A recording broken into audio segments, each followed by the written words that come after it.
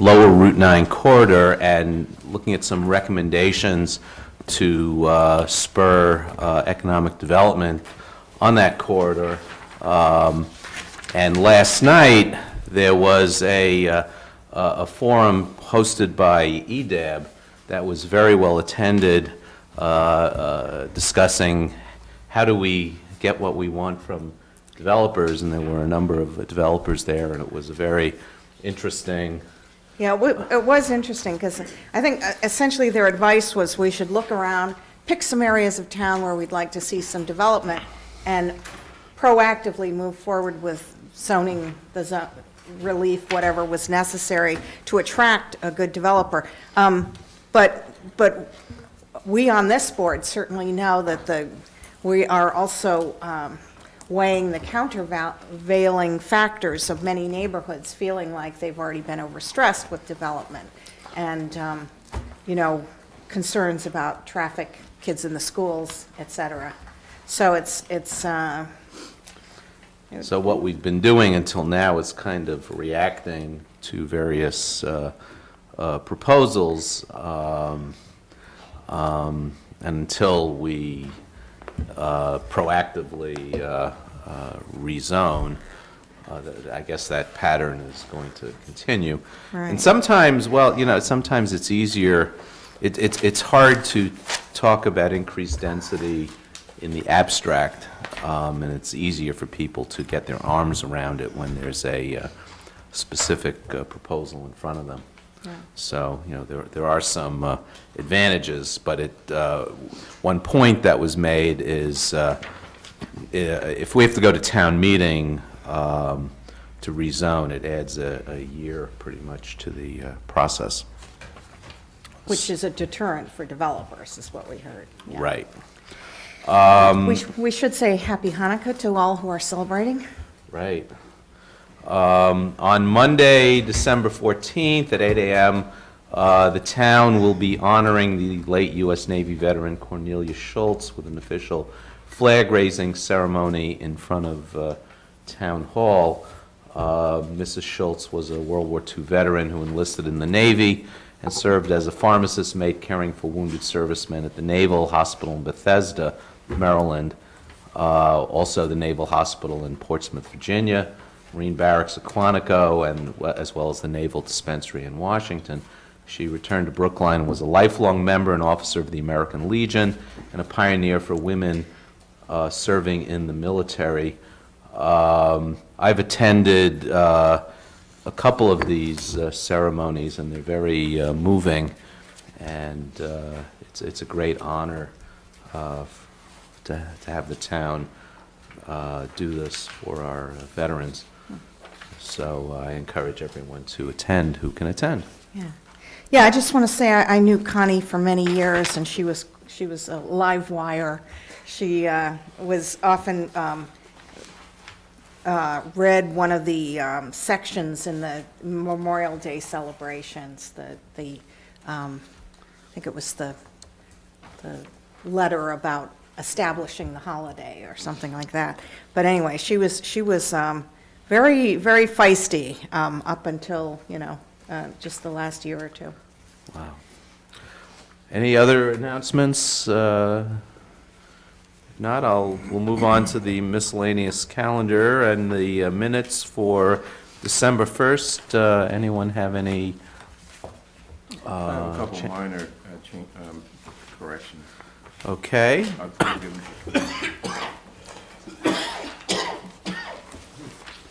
That's worse than it sounds. It's not as bad as it sounds. Okay, therefore, I'll move acceptance of the minutes as amended for December 1st, 2015. All those in favor, please say aye. Selectman Daley? Aye. Selectman Franco? Aye. Selectman Heller? Aye. Selectman Green? Aye. And the chair votes aye. Next item is the announcement of the chair's determination as to whether continued non-disclosure of executive session minutes for 4 executive sessions is continued to be warranted. And this item is merely an announcement of the chair's determination. And I'm going to announce that I as chair and determining that we can release the January 20th, May 12th, June 9th, and September 8th executive minutes to the executive sessions. And there's an executive, there's minutes to an executive session for October 13th that I believe is still warranted to withhold.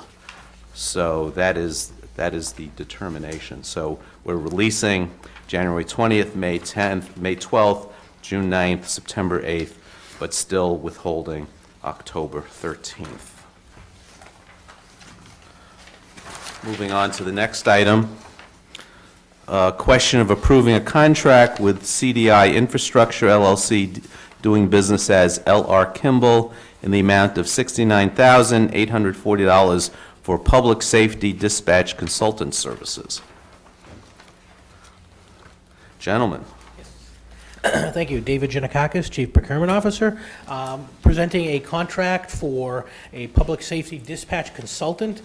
We did an RFP, had 7 firms respond. The selection committee winnowed that down to 4 firms and then interviewed 2. The most highly ranked was CDI L.R. Kimball, who is the company we have recommended the contract to you. And Chief O'Leary is here to discuss the details of what this consultant is going to be asked to do for the price and the contract that we've done. I have a question for Mr. Giannakakis. I think I happened to be talking to town council today, so I asked her about this, and I think she may have called you. But I noticed as I was, going through some of the fine print here, that there's a 1% markup if we don't pay within 30 days. And I know sometimes, our contract, to get a payment out the door, it has to go through a lot of steps in town. Well, so I don't know if that's always doable in 30 Well, days. no, our standard terms are net 30. I checked with the comptroller today just to confirm that that hasn't changed, and he's confident that working with the Public Safety Business Office, that we won't have a problem when the payments time comes.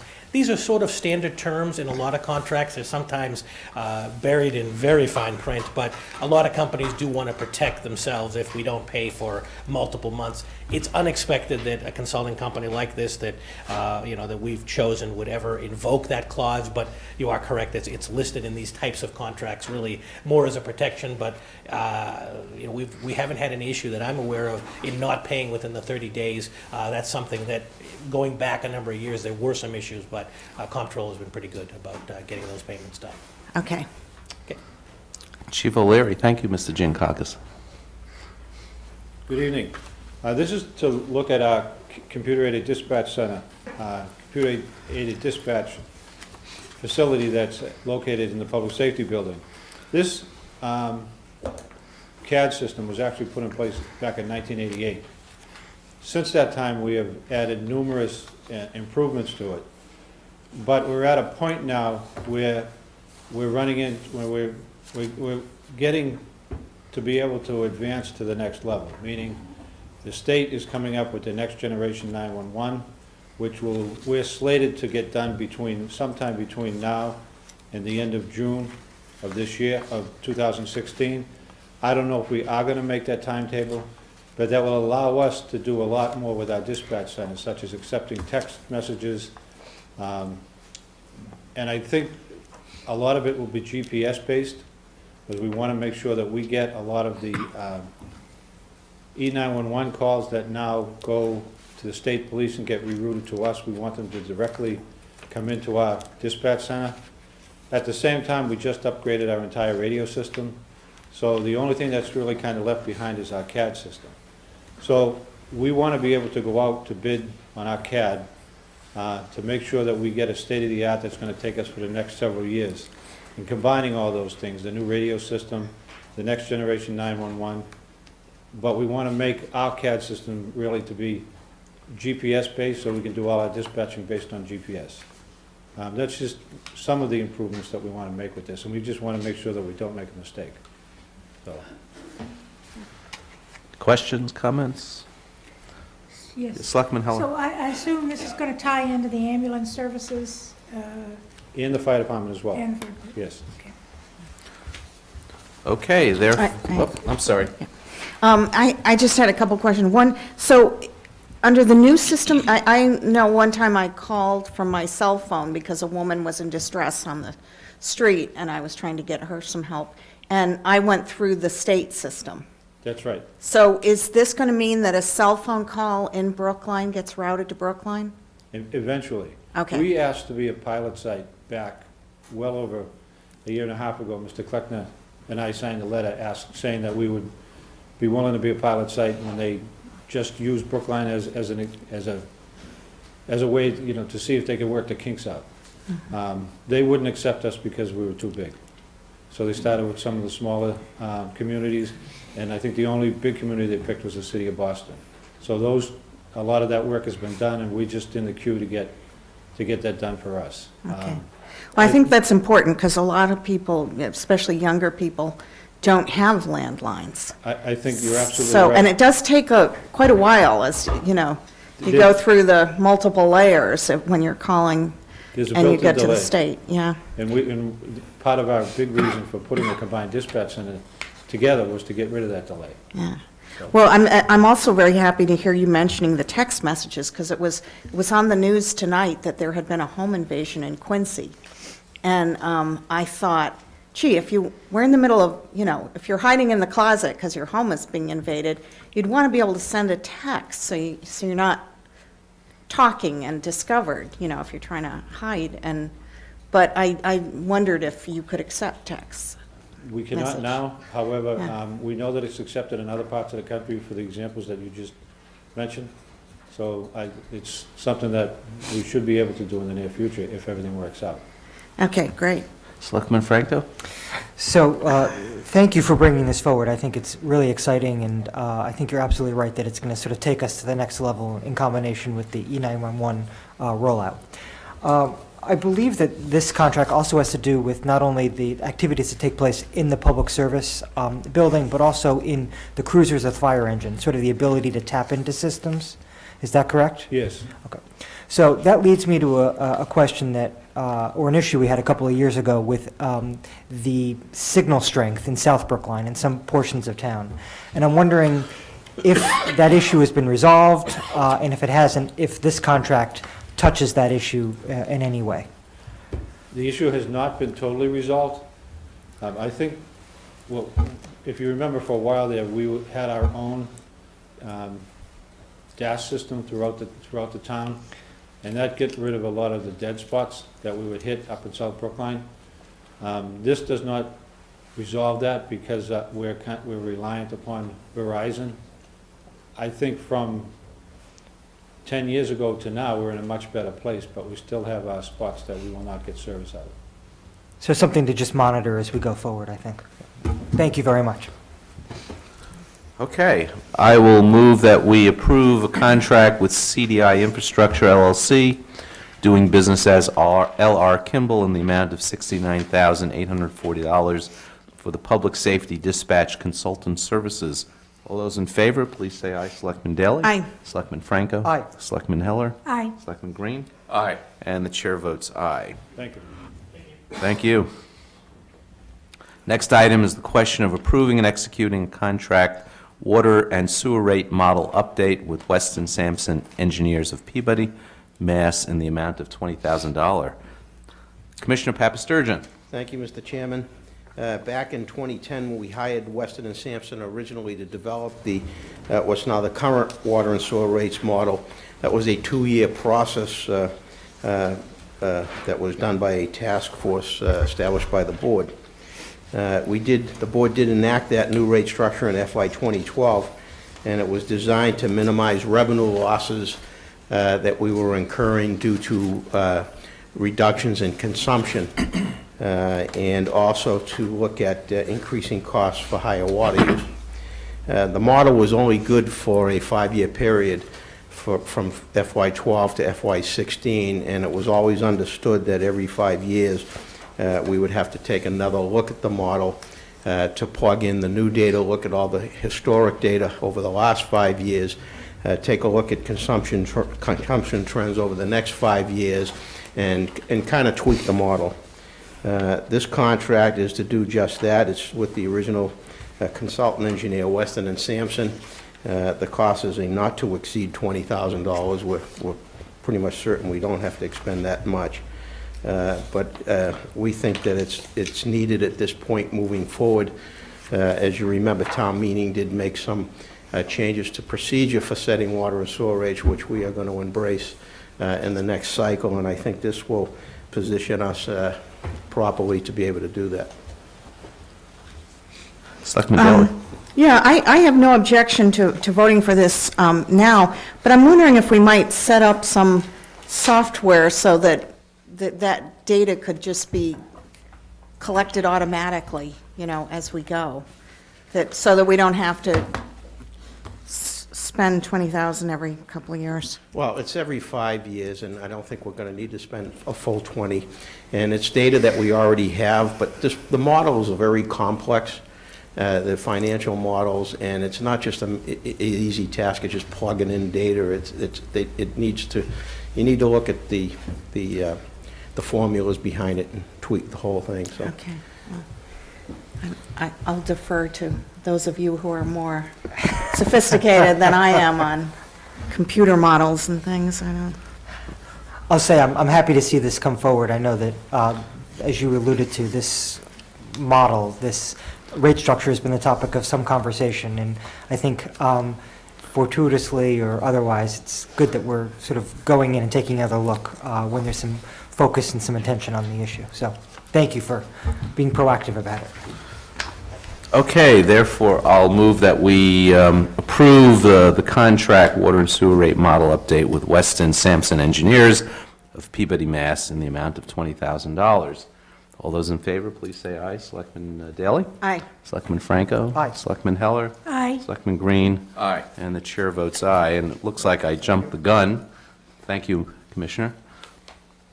Looks like I jumped the gun, and we now need to formally vote that we're going to be honoring Cornelia Schultz for her service to her country with a flag raising.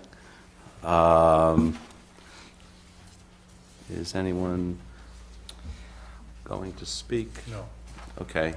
So I already described Ms. Schultz. And she's a lifelong member of the American Legion. She was a pioneer serving in the military well into her 80s. She'd march the entire length of the Flag Day Parade in uniform and high heels, gosh, and argue with the veteran service officer because she wanted to carry the flag for the entire distance. Wow.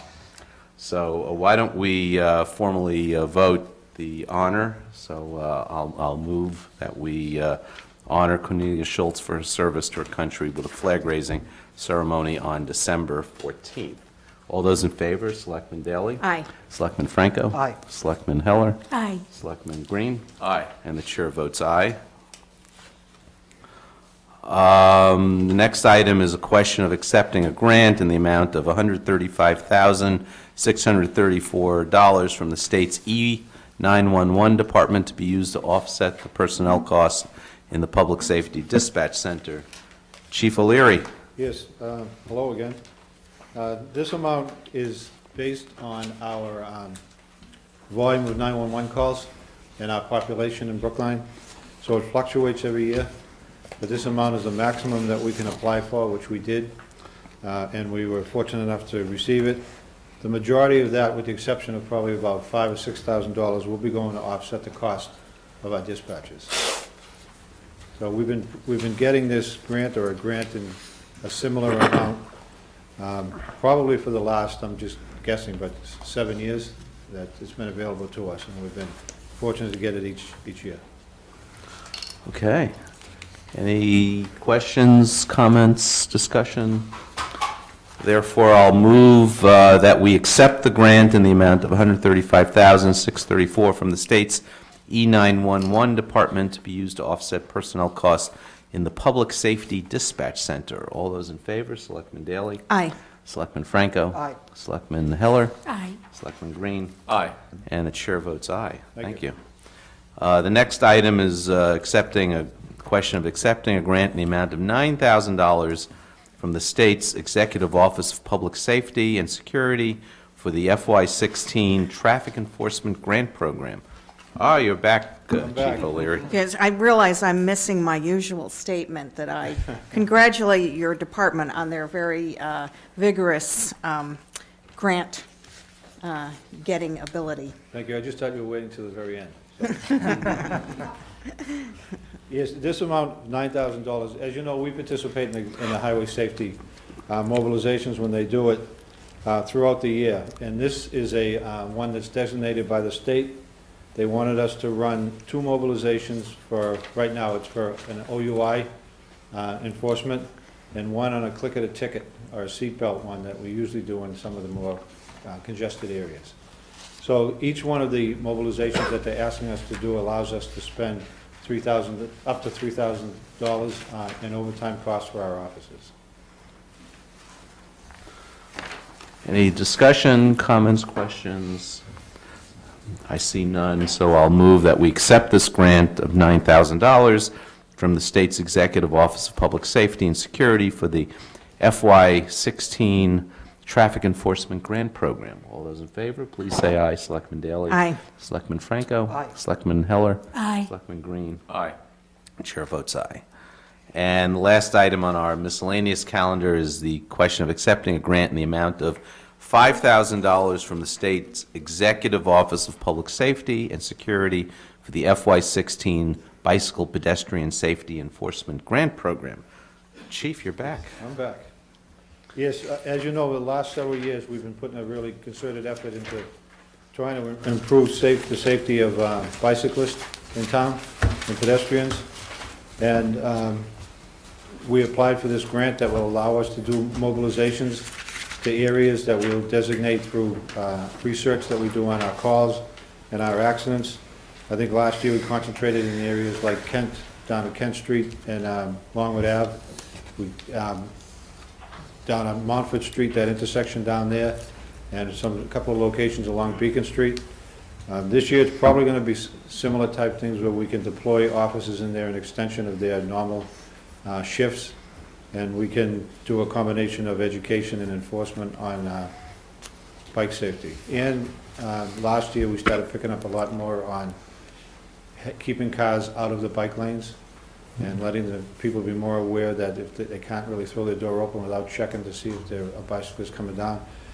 Last year we did see a reduction in bicycle accidents, which we were very hopeful for, and maybe this year we can do even better. Selectman Daley? Yeah, it came up at my last Brookline is an Age-Friendly Community meeting that 2 years ago, apparently, the Transportation Board voted in favor of putting up signs in the commercial areas saying you have to walk your bike on the sidewalk in the commercial areas. And those signs have never gone up, so what's up with that? I don't know, I'd have to find out. I know that you can't ride a bike on a sidewalk in a commercial area, it's forbidden, but I didn't know anything about the signs, but Well, people do it, even though it's, forbidden, and so many of the seniors would like some signage to remind people not to do that. we have officers that sit on the Transportation Board also Yeah. for the Bike Safety Committee, so I'll make sure we follow up with that. Although I personally want to say, I have no objection to young children, with riding a bicycle with a parent walking next to them, being on the sidewalk. I don't want to make them get out into the street. Selectman Heller? I have a concern about bicyclists and pedestrians who are wearing dark clothing and crossing at crosswalks where there's no light, or bicycles who are coming. So they've gotten much better, I think, over the years in terms of headlamps and, little flashers on their feet and bicycle pedals. But I'm hoping that you can do some additional education about that. A lot of people wear dark clothing, me included, actually, but, and it's really hard to see at night, especially in the rainy situations. And I would hope that people are aware of that danger. We can make note of that. I know that we do it we do have this bicycle enforcement effort after dark, probably for just that reason. I know a lot of things that we concentrate on is that bicycle safety, bicycle helmets, awareness of the bicyclists. We usually do 1 or 2 mobilizations in our, like along Commonwealth Ave, right on our borders with BU Police and Boston Police, to make sure that the students come and they're wearing their helmets. So most of this is devoted to education of the bicyclist and safety. So, but I will make note that we try to do some concentration on that. But I know that we're out on these occasions after dark as well. Good. So I think that's a significant area of concern, at least to me. Yeah, I've noticed a number of times pedestrians almost colliding with bicyclists, primarily because many, particularly young people, either have their iPhones in their ears or otherwise just be totally oblivious to what's going on around them. I'm not sure what we can do about that, but I think we need to figure out some way to address that issue, because I mean, it is a very, very dangerous situation both for the pedestrian as well as the bicyclist. I mean, bicyclists tend not to be as careful as car drivers are typically. When you're driving a car, you know that pedestrian has a right of way, and people will stop and look into the crosswalk. I don't see the bicyclists do that. I mean, I think it's a very serious problem that is related both to the behavior of the bicyclists as well as the behavior of many pedestrians who think that they're invulnerable and can just walk out in front of things. Especially up in areas like Coolidge Corner, like congested areas like that. Okay, I will move that we accept the grant in the amount of $5,000 from the State Executive Office of Public Safety and Security for the FY16 Bicycle Pedestrian Safety Enforcement Grant Program. All those in favor, please say aye. Selectman Daley? Aye. Selectman Franco? Aye. Selectman Heller? Aye. Selectman Green? Aye. And the chair votes aye. Thank you, Thank you. Chief. Thanks.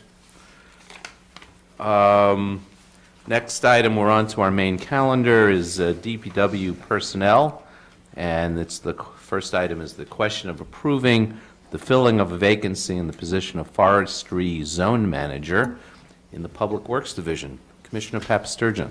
The chief and I keep taking turns up here at the microphone. It's the, right. We're before you again tonight to get authorization to hire a forestry zone manager. The position has become vacant due to a resignation. From time to time, we do get folks who move on and take other jobs elsewhere. This one was a particularly heavy loss for us. The prior incumbent was a very good worker, knew his stuff about trees. As you can imagine, we don't have anybody in-house. We did advertise and post in-house. And while we have somebody who's filling in on an interim basis, this one behooves us to advertise to get a professional in here. So that's what we would like to do. Questions? Okay, therefore I'll move that we approve the filling of a vacancy in the position of Forestry Zone Manager in the Public Works Division. All those in favor, please say aye. Selectman Daley? Aye. Selectman Franco? Aye. Selectman Heller? Aye. Selectman Green? Aye. And the chair votes aye. Thank you. Thank you. Next item is police personnel. The question. It's the question of authorizing the filling of the following positions: parking control officer and 2 public safety dispatch positions. Chief, you're back. We're back. We're back, thanks to Andy. Yeah. We have one vacancy right now. It's in the parking control officer's position. It's a full-time position. It's works in the daytime, and it's the incumbent's responsibility is to enforce the parking regulations. That vacancy came up unexpected. He applied for and got accepted as a public safety officer with Regis College. So they asked him to leave quick, which he did. The vacancy occurred December 4th. So I'm asking that we go ahead and fill that. The second one on the public safety dispatches is us planning ahead for potential vacancies, and we did this last time. Our Public Safety Dispatch Center is staffed with no extra people there. It's 16 positions. One of those 16 is a supervisor. And then we have the dispatchers that work a schedule. And as you know, the center operates 24 hours a day. At the same time, we're hiring for police officer positions, and 3 of our current dispatchers is a good possibility, at least 2 of them, probably all 3 of them, have the opportunity to get hired as police officers in May. So last time, and we're asking to do it again this time, but we ran into this, we wanted to be prepared so we didn't go into the summertime understaffed. So what we're looking to do is to start the hiring process for the dispatchers now, with the goal of getting the first 2 in place sometime probably in the month of February. We anticipate, although it hasn't been announced yet, that the Public Safety Dispatch Academy, which is 6 weeks long, will be announced, and we hope that past history is the same. It'll take place sometime in March. It'll fit our schedule perfectly because we will have them in-house trained for about a month and then send them to this academy for 5 weeks, and then they'll come out and we can, if we hire the dispatchers, which I know, I'm pretty sure we're going to do, we can put them right in their place. The time that we have them above our number, most of that salaries will be covered by our E911 training grant. The 6 weeks that they're in the academy is fully funded under the grant, and we do have money set aside for the candidates in that position. If we see that the 3rd person is going to get hired, the 3rd current dispatcher is going to be hired, we would have already worked through our hiring process and designate what we want as our 3rd candidate, so we can ready to move on that one right away. So it's a way to plan ahead. I think the cost of the town will be minimal. If there is any, which there probably would be 2 dispatcher salaries for about a month, we would cover that with our current budget without needing any extra money. So I think it's a win for everybody, and it allows us to successfully plan ahead. And I think this is such an important position to plan ahead and make sure our folks are trained appropriately before we let them loose completely. Question. I'm curious about the promotion of dispatchers to police officers. Is this a usual and kind of promotion that you encourage, hire dispatchers? Well, it's not really a promotion. You can explain to, they have to go take the exam and everything. It's a different job altogether, but part of our hiring process, we will add, a lot of the candidates we have, we kind of want to know what their future plans are, whether you want to have a career in dispatch or you have some ultimate goal. And last time, we lost a couple of our dispatchers to the fire department, just the last time the fire department hired. This time, we're going to lose 2, probably 3, but we're going to gain them as police officers.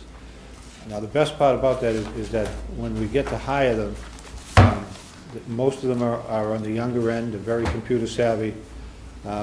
They want to make an impression in order to get selected to their next step. So we found that over the last probably the last 7 or 8 years, hiring in this manner, it allows for a lot of turnover, but by the same token, while we have them here, they're excellent employees. And I think that outweighs the constant hiring for them, because we don't mind training them up to speed. And they also come into the police or the fire department with some knowledge. Leg up. Yeah. Yeah, I'd like to ask one question. I think it's always great when you're moving people up from internal positions. They know the system. They have sort of the mindset to for the job. Of course, and also gives you, in many cases, an opportunity to increase the diversity of, in this case, the police department. Are any of the candidates moving up? Minority candidates, or not candidates, but employees? No, there's 2. There's a white male, white female, and a second white female that are on the 3 to come up. Last time, we did have an African-American male that we hired, and I think, as you know, that he went to the fire department instead. I still support moving people up from positions. No, but we fully see the value of using this as a way to increase our diversity hiring. And we are recruiting around town. We have had our dispatch supervisor out. I know part of what we did during Brookline Day was to provide information on a dispatch center that we will be hiring. So we're not bound by civil service rules and regulations, and we're not bound by an age. We just want people that are mature enough and capable enough to do the job. But we have hired diverse candidates in the past through this manner. Yeah, just sort of as a sidelight, I am aware of a really great young man, lives in Brookline, who is interested in being a policeman. He's looking at Boston, though, and I am talking to him to try to get him to stay home. So hopefully that'll turn out. If not, Boston is getting a great officer. So. Well, you know, I know that, well, I shouldn't say. I hope he decides to come to Brookline. If you could give me his name, we will reach out to him. Maybe he'd want to come in and talk to us. And we can tell him the advantages. Yeah, I'll see him soon, and I'll ask him if that's okay. So. And we will be announcing, provided we get a positive vote by the board, that we're going to go ahead and the public announcements will be made for the position of dispatcher as well. The thing with hiring both in Boston and in Brookline, you need to have a residency established. So if he's a resident of Brookline, we stand a better chance of getting him right now than Boston does, because he's not a resident of Boston. So we'll show all those advantages to him. Okay, I'm going to move that we authorize the filling of the following positions in the police department: public parking control officer and 2 public safety dispatch positions. All those in favor, please say aye. Selectman Daley? Aye. Selectman Franco? Aye. Selectman Heller? Aye. Selectman Green? Aye. And the chair votes aye. Thank you. Thank you.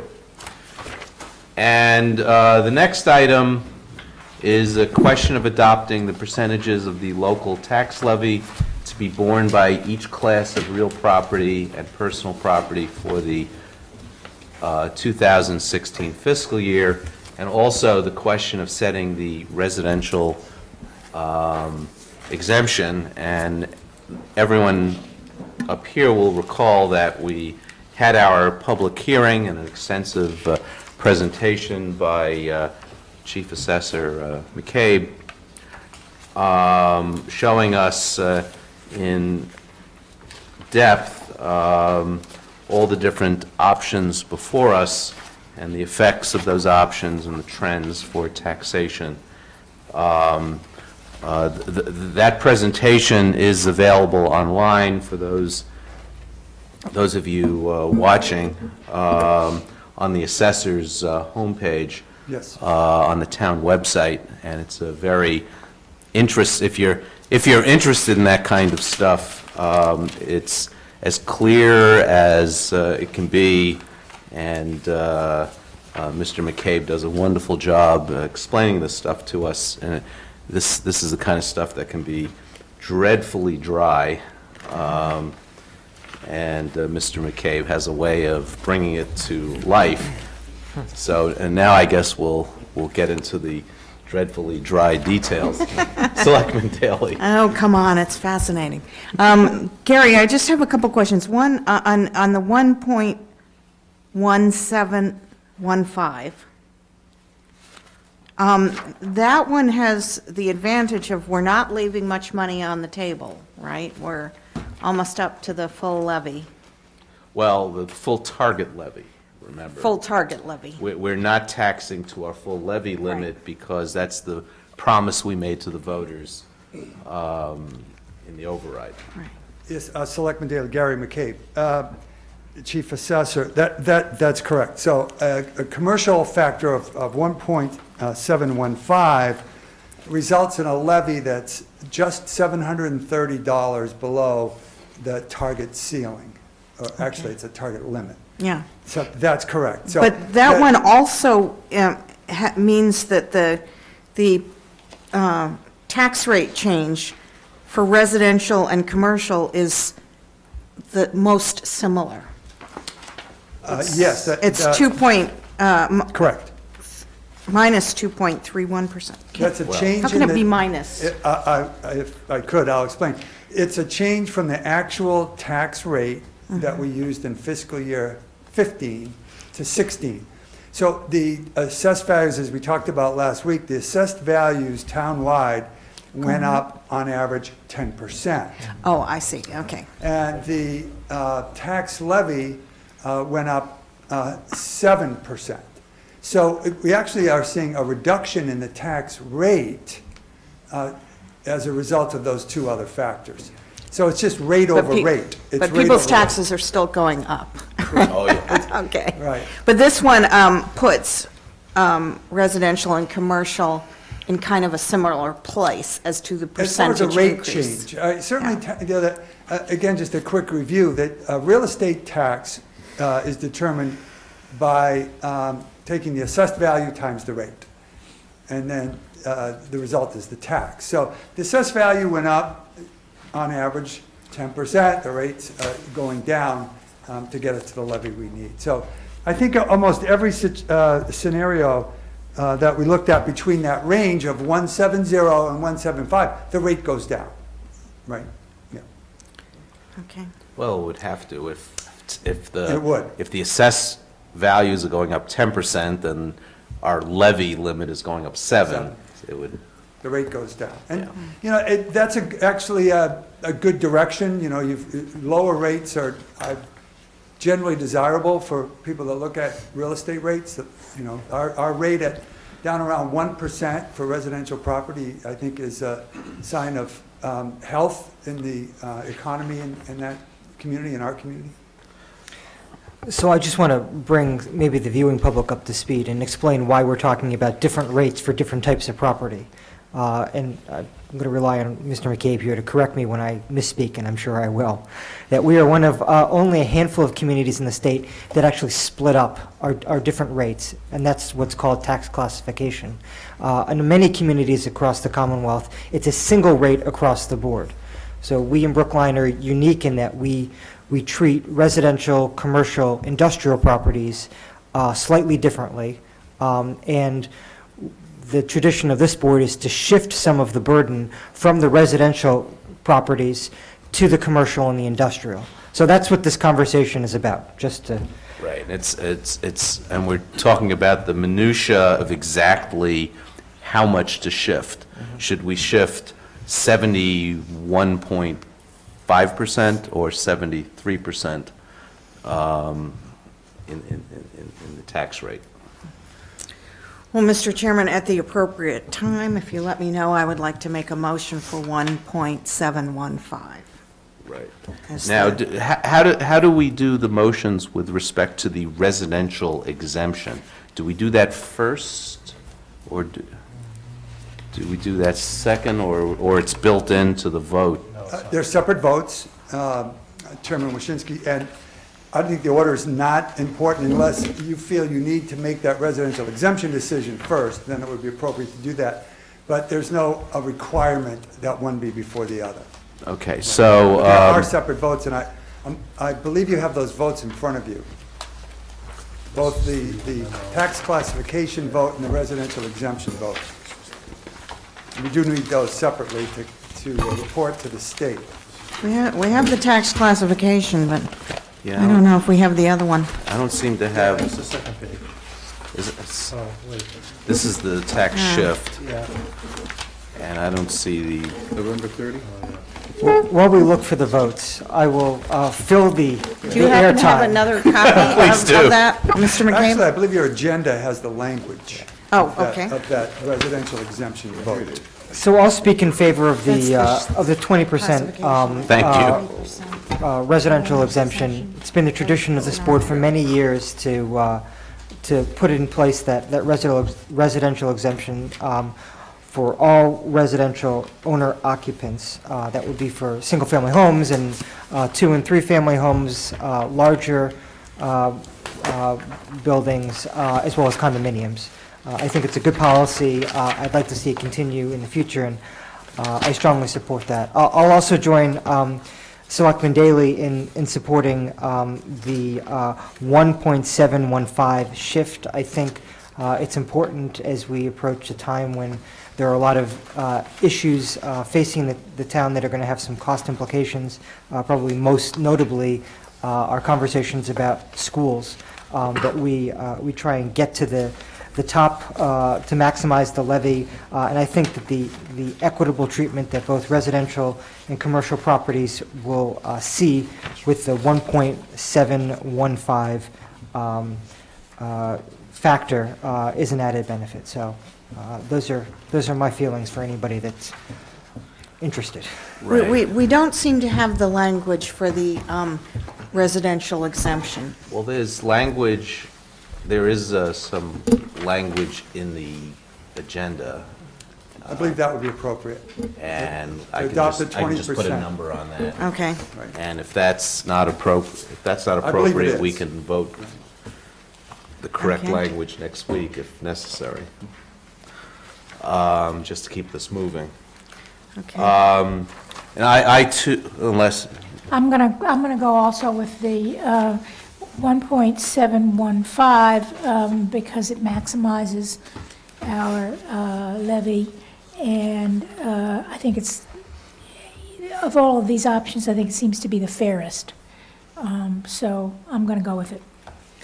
I'm also going to go with 1.715. It looks like the fairest as well as the sort of obvious one to select, so. so this, that seems to be the consensus of the board. I'll take a formal vote in a motion, in a moment. Assuming we go with 1.175, that will yield a residential tax rate of $10.42 per thousand, a commercial, industrial, and personal property rate of 16.99 per thousand. It will yield for the median single-family home worth 1.28 million, a tax increase of 6.1%, and will yield the median commercial property valued at 1.475 a tax increase of 6.7%. So I'm going to accept, I'll move Selectman Daley can make the motion. Okay, I hereby move that the Board of Selectmen vote to adopt a residential factor of .920593, which represents a CIP factor of 1.715, and the following corresponding tax rates, you just read them. So I would- 10.42 residential, commercial 16.99. Right. And we have an excess tax levy, though this isn't part of the motion, of 1.465 million, 730 million, $1,465,730. And that is the override money that we agreed we would not tap into completely In the this first year. So right. that's what that excess. Right, we're going to phase it in. So all those in favor of Selectman Daley's motion, please say aye. Selectman Daley. Aye.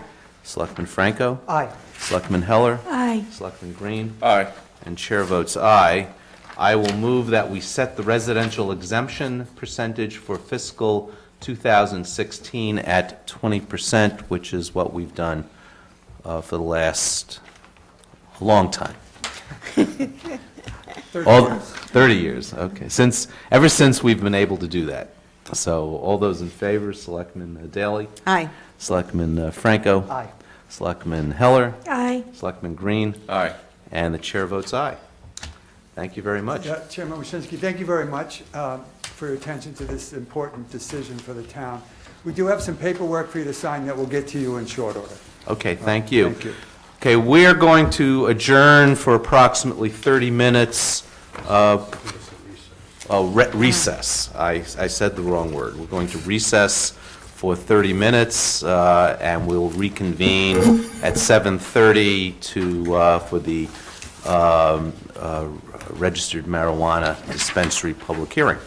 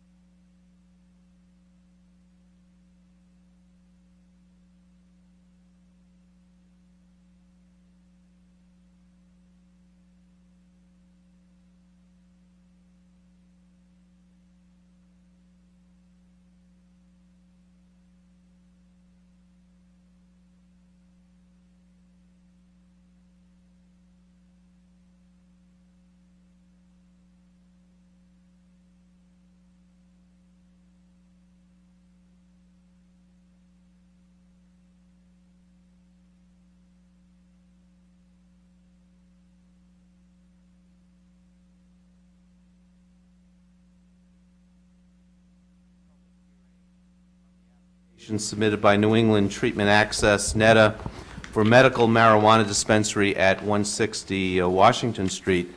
And I just want to talk a little about how we're going to proceed.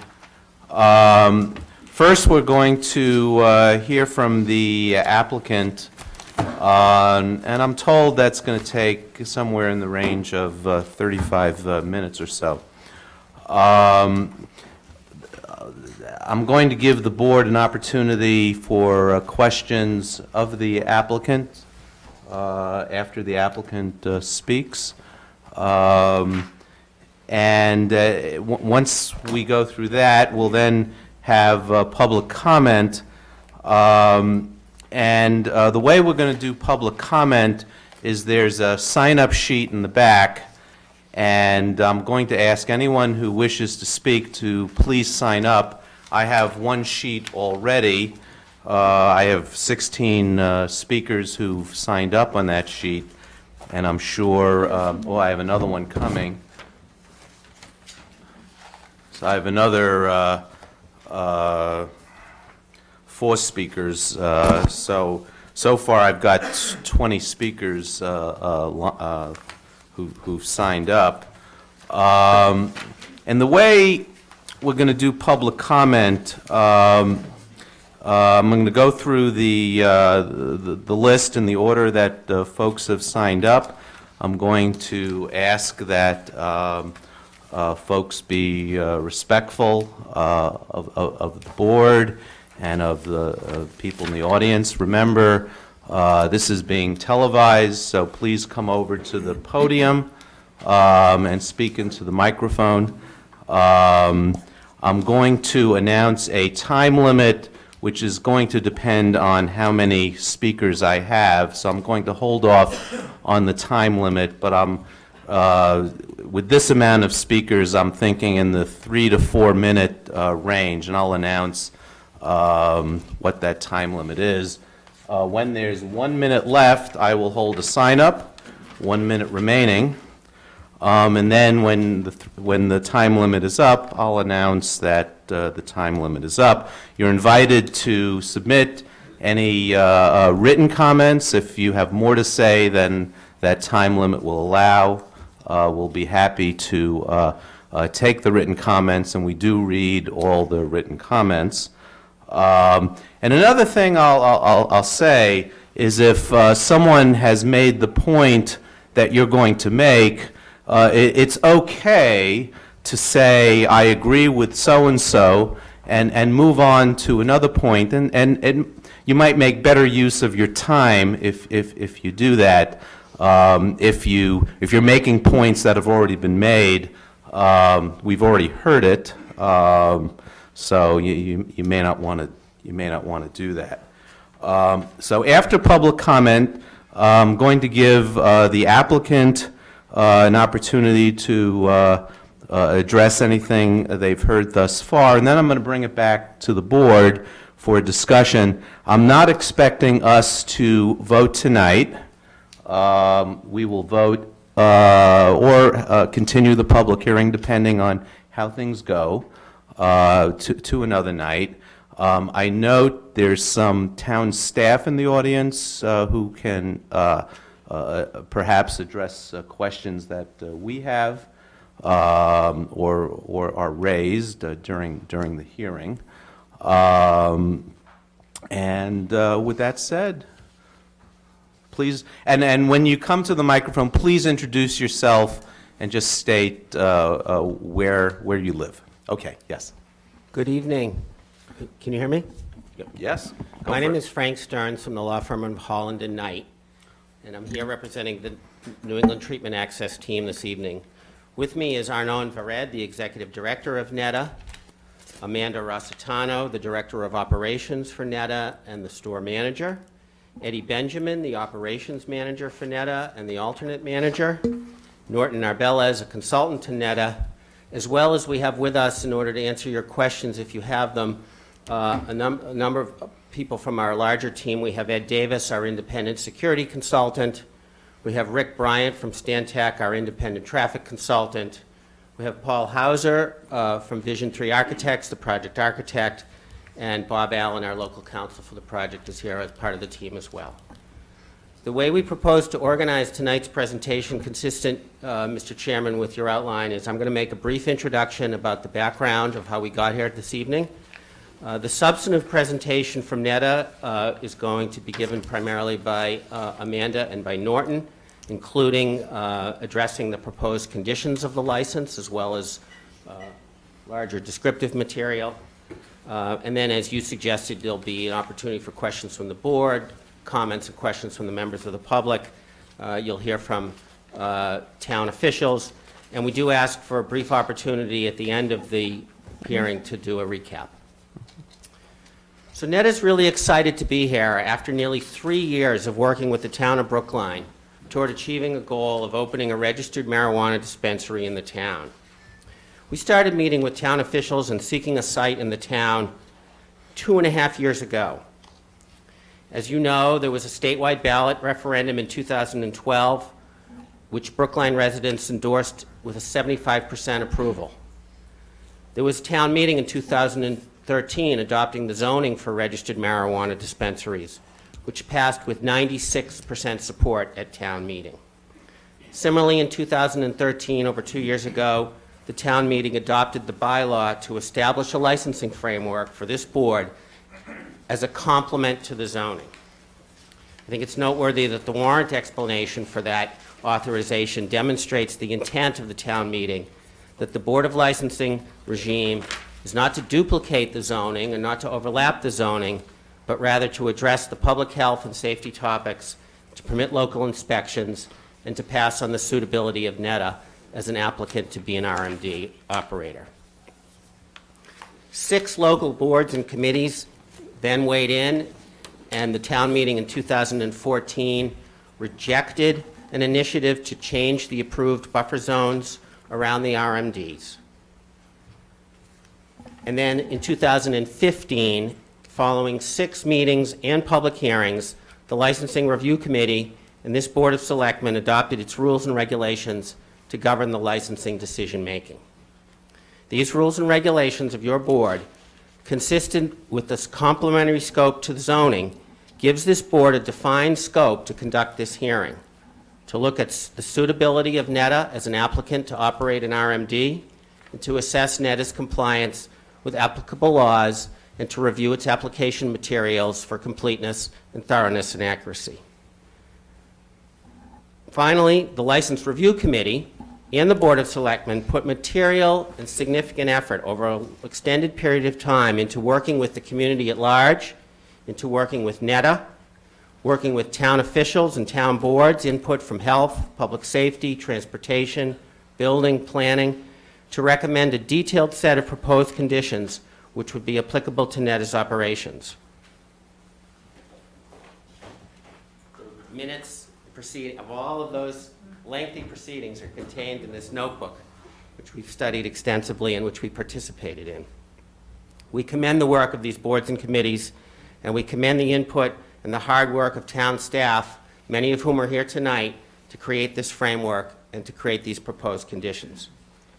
In order to start serving patients' needs, NETA is eager to build on all the thorough and thoughtful, the diligent and the complete work of the Licensing Review Committee, the Planning Board, the Selectmen, the Zoning Board, the town meeting, and the staff in all the relevant town departments to conclude this 2.5-year process of defining how an RMD can operate safely at the 160 Washington Street location. Just a brief word on the zoning. Since this licensing process is complementary to the zoning process, let me just summarize the zoning process very briefly to date. We had 3 planning board public meetings in this year in March and September and October. We had 3 zoning board public hearings in April, in August, and in October. All of that culminated in a special permit for the use of this property by NETA and an approved site plan from the planning board. We acknowledge that there's a process to appeal the zoning, and we intend to continue to proceed toward opening the dispensary to meet the needs of our patients. The special permit that was approved by the ZBA contains detailed conditions governing the zoning aspects, the zoning use of the property, and the one I want to highlight most significantly is the Transportation Demand Management Plan, approved by the Planning Department, approved by the Director of Transportation, reviewed by the Planning Board, reviewed by the ZBA. It was really noteworthy at these hearings and meetings in the zoning context how it was observed that this Transportation Demand Management Plan that NETA has agreed to is the strictest, most robust, containing the most strong and effective enforcement measures by the town that the project professionals had seen in their entire careers doing land use planning. And further, typically you would see such a robust transportation demand management plan when you're building something new. You're building a new building. You're bringing here, we're simply occupying the existing building, and we still worked hard with the town, and we've agreed to all the conditions of the TDM plan. This license is the final public approval required from a Brookline Town Board to allow NETA to open the RMD at this location. Finally, before I turn it over to Amanda to give the presentation about NETA and the facility, a word about the scope of review. The RMD regulations are set up to accommodate this type of use in this type of location, consistent with state public policy mandates in the original statutory referendum to provide safe and convenient access to medical marijuana for needy patients. Other licensing regimes, for example, food and beverage establishments or flammable storage, are customarily implemented with far less oversight and scrutiny than this RMD.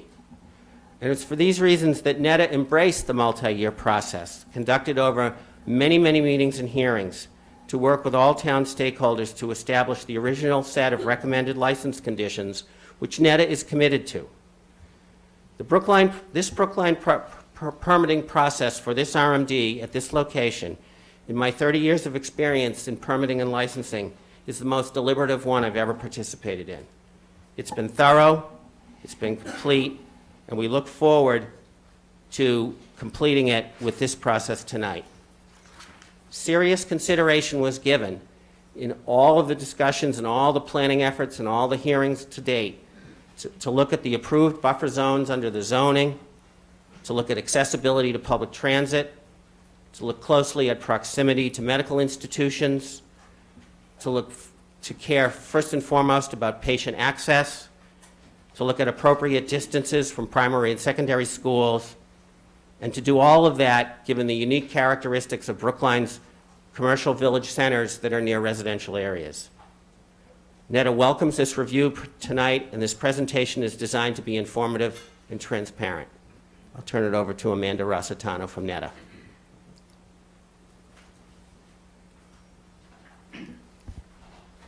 Thank you, Frank, and thank you to the Board of Selectmen and the entire town of Brookline.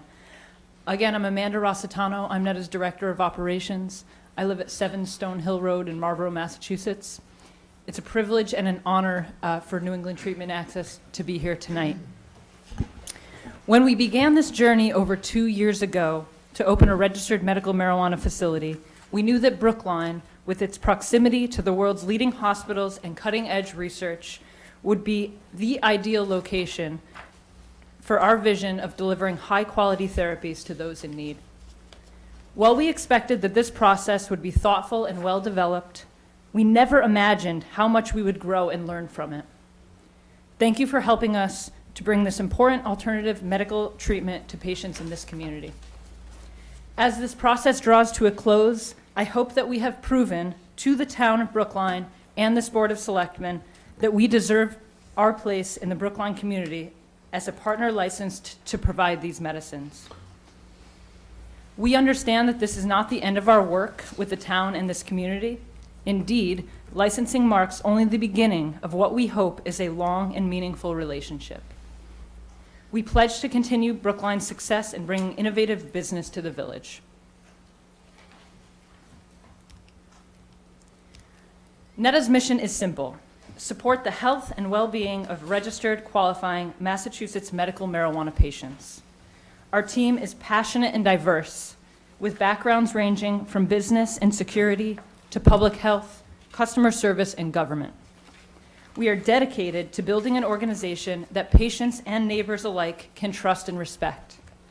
We are committed to improving the quality of patients' lives through personalized care and high-quality, lab-tested cannabis therapies.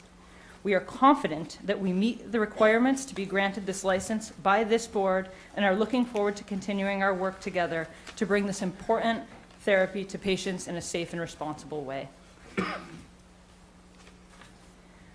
Our Brookline team is led by our executive director, Arnon Vered. I will initially manage day-to-day operations along with Brookline resident Eddie Benjamin. As was the case for NETA's Northampton RMD, it is important that our most senior, experienced management resources be utilized to ensure a smooth and orderly launch. Kevin O'Brien is our CFO, and Stephanie Eastwick is our HR manager. Brookline resident Andy Epstein is our Director of Patient Education, and Leslie Laurie is our Director of Patient Services, both pioneers in delivering important public health services in Massachusetts and beyond. Industry veteran Norton Arbelas, also here tonight, will provide guidance and advice to NETA regarding best practices and standards. This team was integral to the successful operation that we've been able to build in Northampton and will bring the same expertise to NETA's Brookline location. Nearly all of our additional support staff, including our knowledgeable patient service associates, have begun training at NETA's other facilities. Operational controls, regulatory compliance, and patient service are ingrained in NETA's culture. Their practice tested and proven successful. We will not be learning on the fly here in Brookline. The opening of this RMD will merely mark a geographic transition for this well-prepared team. A security officer will also be on site during all hours of operation. Our patients' diverse and varied needs are at the core of our mission. As I've mentioned, we are currently fully operational at our dispensary in Northampton, where we are serving about 2,600 patients. NETA is the only dispensary open west of Ayer, Massachusetts. We service on average 150 patients per day, with the average patient age being 47 years old. Our most senior patients are actually over 90 years old. Interestingly, 25% of our patients are over the age of 60. Our clients suffer from a broad range of conditions and symptoms, including cancer, multiple sclerosis, ALS, lupus, IBS, seizure disorders, and other debilitating conditions. It has been incredibly touching to witness the positive impact our products have had on so many patients' lives.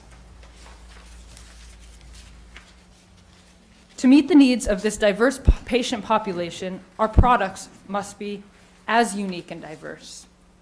We produce a full range of treatment options at our state-of-the-art 60,000 square foot cultivation and processing facility in Franklin, Massachusetts.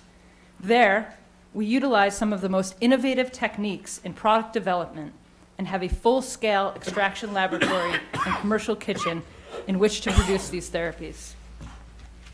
We cultivate dozens of strains to accommodate different conditions and symptoms and produce medications such as tinctures, lotions, edibles, and capsules.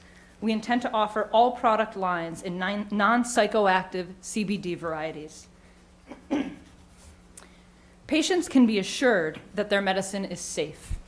We track every piece of inventory from seed to sale with a barcoding tracking system that follows each product through all stages of production to the point of sale. Test results provided by an independent laboratory are affixed to all product packages.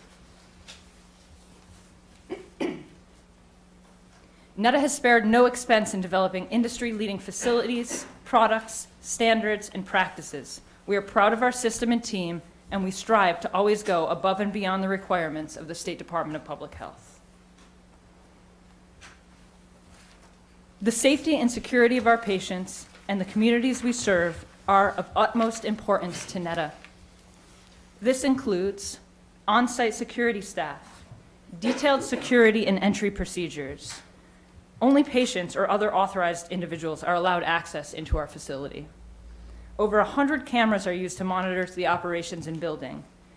The bank vault is used for secure storage, and we utilize RFID-controlled access points, including other various security detection devices.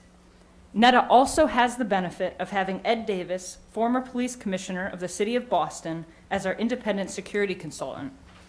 Mr. Davis is here to offer his brief comments on our security plans and procedures.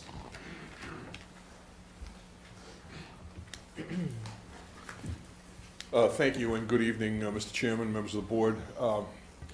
It's a pleasure to be here tonight to present a little bit about what we've done in reviewing Netta's work in the area of safety and security.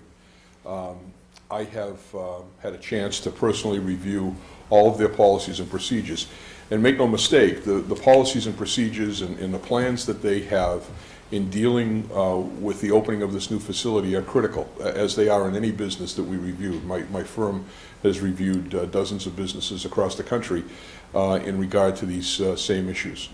I've worked very closely with Chief O'Leary, who's kept in contact with us, and as this process continues, I intend to work very closely with his staff on any problems that may present themselves. And based upon my review of the security policies, some of which you see here, there's no doubt in my mind that the staff at Netta can provide the town of Brookline with a facility that's safe and secure and operated properly. If you have any questions, I'd be more than happy to answer them. Thank you. Yes, sir. No, Sure. for now, let's Thank you. continue.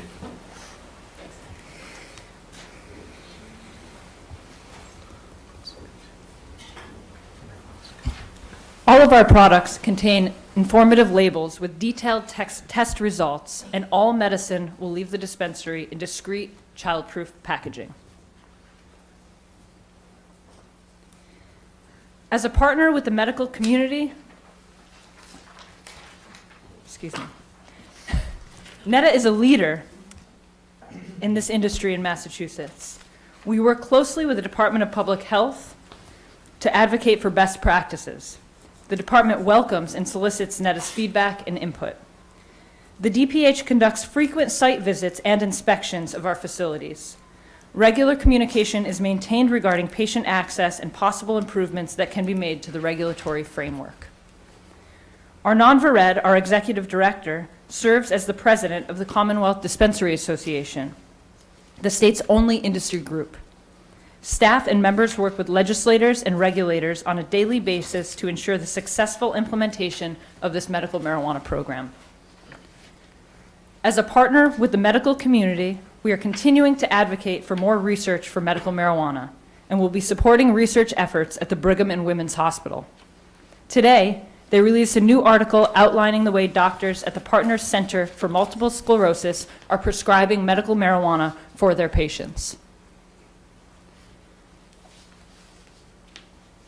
Which brings us back to Brookline as an ideal location. Brookline residents overwhelmingly support medical marijuana. In 2012, 75% of Brookline voters cast ballots in favor of question 3, and just 1 year later, 96% of town meeting members supported the current zoning for RMDs. In September of 2014, a poll and grassroots support showed that Brookline continued to strongly support medical marijuana and support the current use of the 160 Washington Street location. During this 2+ year journey, the Brookline Board of Selectmen tasked its licensing review committee to recommend conditions for NETA's licensing that best served the needs of patients and this community. This process was public, inclusive, thoughtful, transparent, and comprehensive. The result was a set of well-developed conditions for NETA's operations in Brookline. Beginning in October of 2014 and through March of 2015, the LRC met regularly. In fact, I attended every single one of those meetings. The committee conducted 6 public meetings and a public hearing. Both NETA representatives and opponents of the RMD participated in all of these public meetings with concessions made on both sides. There was an enormous amount of participation and input in these forums from members of the Brookline community. All stakeholders were represented, including police, public health, planning, building, transportation and engineering, town council, and of course, patients. Several members of the LRC, including former Selectmen Goldstein and DeWitt, as well as other department heads, visited our Franklin facility to better understand the NETA operation. On display were the professionalism of our organization and adherence to regulatory guidelines. Put simply, the LRC process was thorough and resulted in a very comprehensive set of conditions that balanced the need of patients with the needs of this community. Their final recommendations were voted on and delivered to this body in April of 2015. We are 100% committed to being a good neighbor and contributing positively to our neighborhood and to this community. The Selectmen have made contributions to the LRC document, which of course is part of this comprehensive process. Many of these newly proposed conditions are both thoughtful and reasonable. However, there are a few proposed conditions that are being reintroduced tonight that have been previously considered, researched, and discussed at length during the months-long licensing review committee process and were rejected by the LRC. We feel strongly that these conditions negatively impact patient access without any real proven benefit to the community. NETA has a track record of professionalism and commitment to the communities it serves. Newly suggested conditions that both protect the town and maintain appropriate access for medical marijuana patients include, in footnote 1 of the proposed conditions, Chairman Wyszynski suggests that the town reserve the right to modify these conditions in the event changes in state law could authorize changes in the products that we sell. We are comfortable with this proposal and will continue to be transparent with the town regarding the products that we sell. In footnote 2, Selectman Daley suggests Sunday hours be limited to 12 to 5 p.m. If this is preferable to our neighbors, NETA will certainly cooperate with this additional condition. Footnote 7 and 8 provide consistency in language with our ZBA special permit conditions regarding our comprehensive traffic demand management plan. Of course, this makes perfect sense. Footnote 9 by Selectman Green suggests inserting the word studied within the state-mandated warning label on our products. As long as this meets muster with the state, we will change our label to reflect this preference. Footnotes 10 and 15, Selectman Daley has proposed an additional warning to explain that there are criminal penalties for driving under the influence. We have included such a warning in our comprehensive patient handbook, which all patients are required to read and sign prior to purchasing their medicine. We agree with Selectman Daley that this is an important statement. Footnotes 11 and 16 by Selectman Heller have added that the town's health director approve all of NETA's labeling and packaging. NETA is proud of its responsible packaging and will gladly comply with this condition. Footnote 12, From 14, Selectman Green suggests inserting the words, including capsules and pills, when referring to our marijuana-infused product labeling requirements. We believe this clarification is certainly helpful in understanding this category of products. Footnotes 13 and 17. Dr. Balsam has clarified that certain warnings should only apply to edible products and could be counterproductive if applied to others. We believe this shows your health director's solid understanding of how these products work. Yes, an edible product's effect could be delayed for 2 or more hours, but we wouldn't want to put this label on a product that has no delay in effects. Additionally, Dr. Balsam includes requirements for educational materials that NEDA completely agrees with, both wise additions. Footnote 18 again creates consistency with the requirements of our granted special permit and traffic demand management plan. Footnote 19 creates further reporting requirements with which NEDA is happy to comply. Footnote 21 by Chairman Wyszynski requires that NEDA provide notice to the town if we intend to cease accepting payments by credit card. We understand this request and will absolutely report if our service provider makes a decision to discontinue credit card service. So far, this has not been an issue for our operation, and many patients pay with a card. As I previously mentioned, NEDA is concerned that some of the proposed changes to the LRC recommended conditions would negatively impact patients without any real corresponding benefit to this community. Indeed, these very proposals were extensively considered by the LRC and town staff during that months-long licensing review committee process and were ultimately rejected. We'd like to revisit some of the important reasons that the LRC previously rejected those conditions. Footnotes 3 and 4 regarding the proposal to impose an appointment-only model on NEDA and its patients. A great deal of time and discussion was spent on this topic during the LRC process. I'd like to first refer to comments made during one of the LRC's many meetings. The meeting minutes read, quote, Ms. Selko confirmed that the reason for the appointment-only provision is due to traffic concerns, which can be monitored by performance standards, meaning the TDM plan.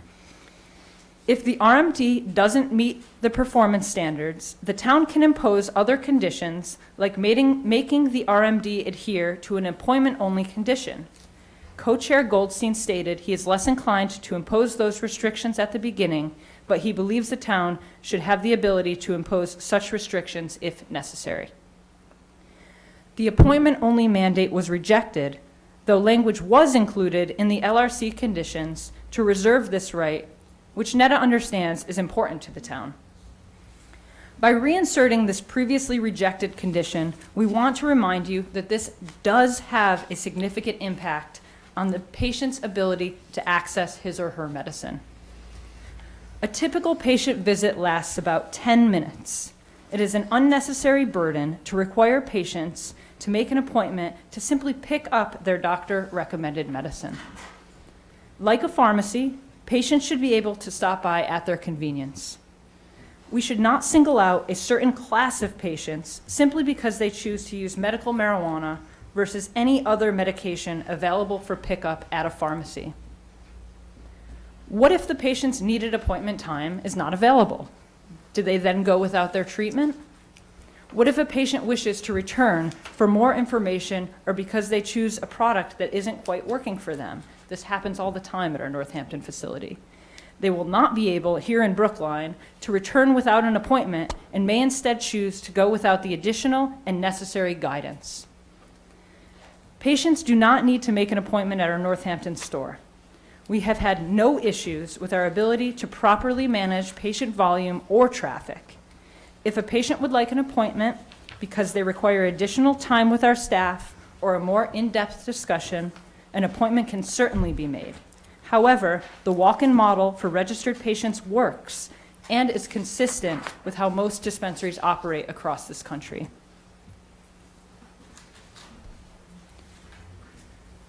Footnote 5 suggests requiring home delivery to all customers so that further purchase limits can be placed on patients visiting Netta's dispensary in Brookline. There are many issues with this requirement, as home delivery is not an option for many patients. The state created a delivery option for dispensaries to support homebound patients who could otherwise grow at home. It was intended to discourage sometimes dangerous home grows, and the delivery option was not meant to replace visits to the dispensary. There are many places that prohibit marijuana deliveries, and given conflicting federal law, any institution or facility funded or controlled by the federal government will not allow medical marijuana deliveries. Places that cannot receive deliveries include much public housing, university campuses, VA housing, and more.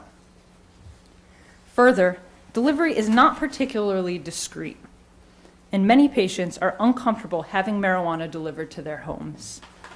We are still working to reduce the stigma around medical marijuana treatment, and we must respect the wishes of our patients who choose to keep their choice to use medical marijuana to themselves. We feel that there is a great value to our patients in being able to get what they need and what their physicians recommend to them right at our store. Our knowledgeable staff can help patients make well-informed decisions and feel comfortable with their choices. Which brings me to our last major objection to the newly inserted suggestions. Footnote 6 significantly reduces the amount of product a patient can purchase at the dispensary from what the state allows. It is important to understand that the state limit was decided after numerous listening sessions held by the DPH across the state. While the state's 10-ounce, 60-day limit may seem excessive to some, there are patients who require high doses or more potent treatments. Often, cannabis flower is used in large quantities to create modest quantities of concentrates or oils. This is a very important treatment option for patients with severe illnesses, including children suffering from seizure disorders. To require the balance of a patient's state-permitted limit to be delivered instead of picked up in a store is not a solution considerate of all patients. As discussed in the previous slide, there are barriers to delivery service, and many patients will opt to make more visits to the dispensary instead of choosing home delivery. This is especially an inconvenience for the critically ill, who may otherwise prefer to make one visit for a larger purchase that can last them several months. If diversion is the concern, it is important to note that all patient purchases are tracked by the state in real time and is similar to the prescription monitoring program in place for dangerous pharmaceuticals. Purchase activity is monitored, and new felony penalties are in place to protect against diversion. It is our understanding that no currently operating dispensary is subject to further restrictions on patient purchases, and the state system seems to be adequate in overseeing patient purchases. Netta is proud of the organization we've built in Northampton and in Franklin, and I personally am eager to bring this important service to this community in a considerate and responsible way. Due to thoughtful planning, adequate investment, and the commitment of our dedicated staff, we were able to open our Northampton RMD with only a positive impact on the community. Importantly, we have been able to serve our patients in a way that makes their lives a little less difficult and in a space that is safe, respectful, and reliable. Our patients, many with severely debilitating conditions, appreciate the flexibility of being able to pop in when it's convenient for them to pick up their medicine, no appointment necessary for an in and out visit. Our patients have reported to us that they are receiving reliable and accurate information from our staff and educational materials. There has been no queuing outside of our Northampton facility, and there have been no traffic or patient volume concerns. We have had nothing but positive interactions with our neighbors and community leaders. But don't take my word for it. You can hear directly from the mayor of Northampton, David Narkowitz, who sent along this 3-minute video testimony for Netta to share.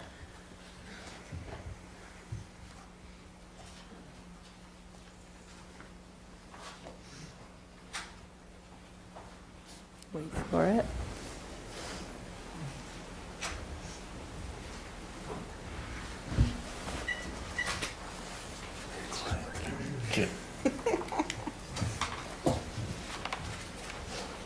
Speaks 3 minutes.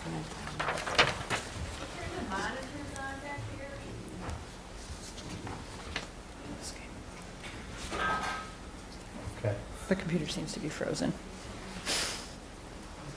I can't even move to the old slide.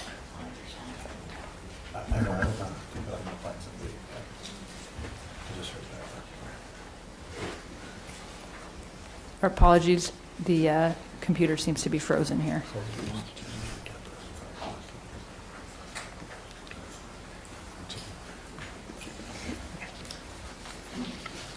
You may need to skip it. I'm going to skip the video for now. We've actually had it transcribed, so we can pass that along to you.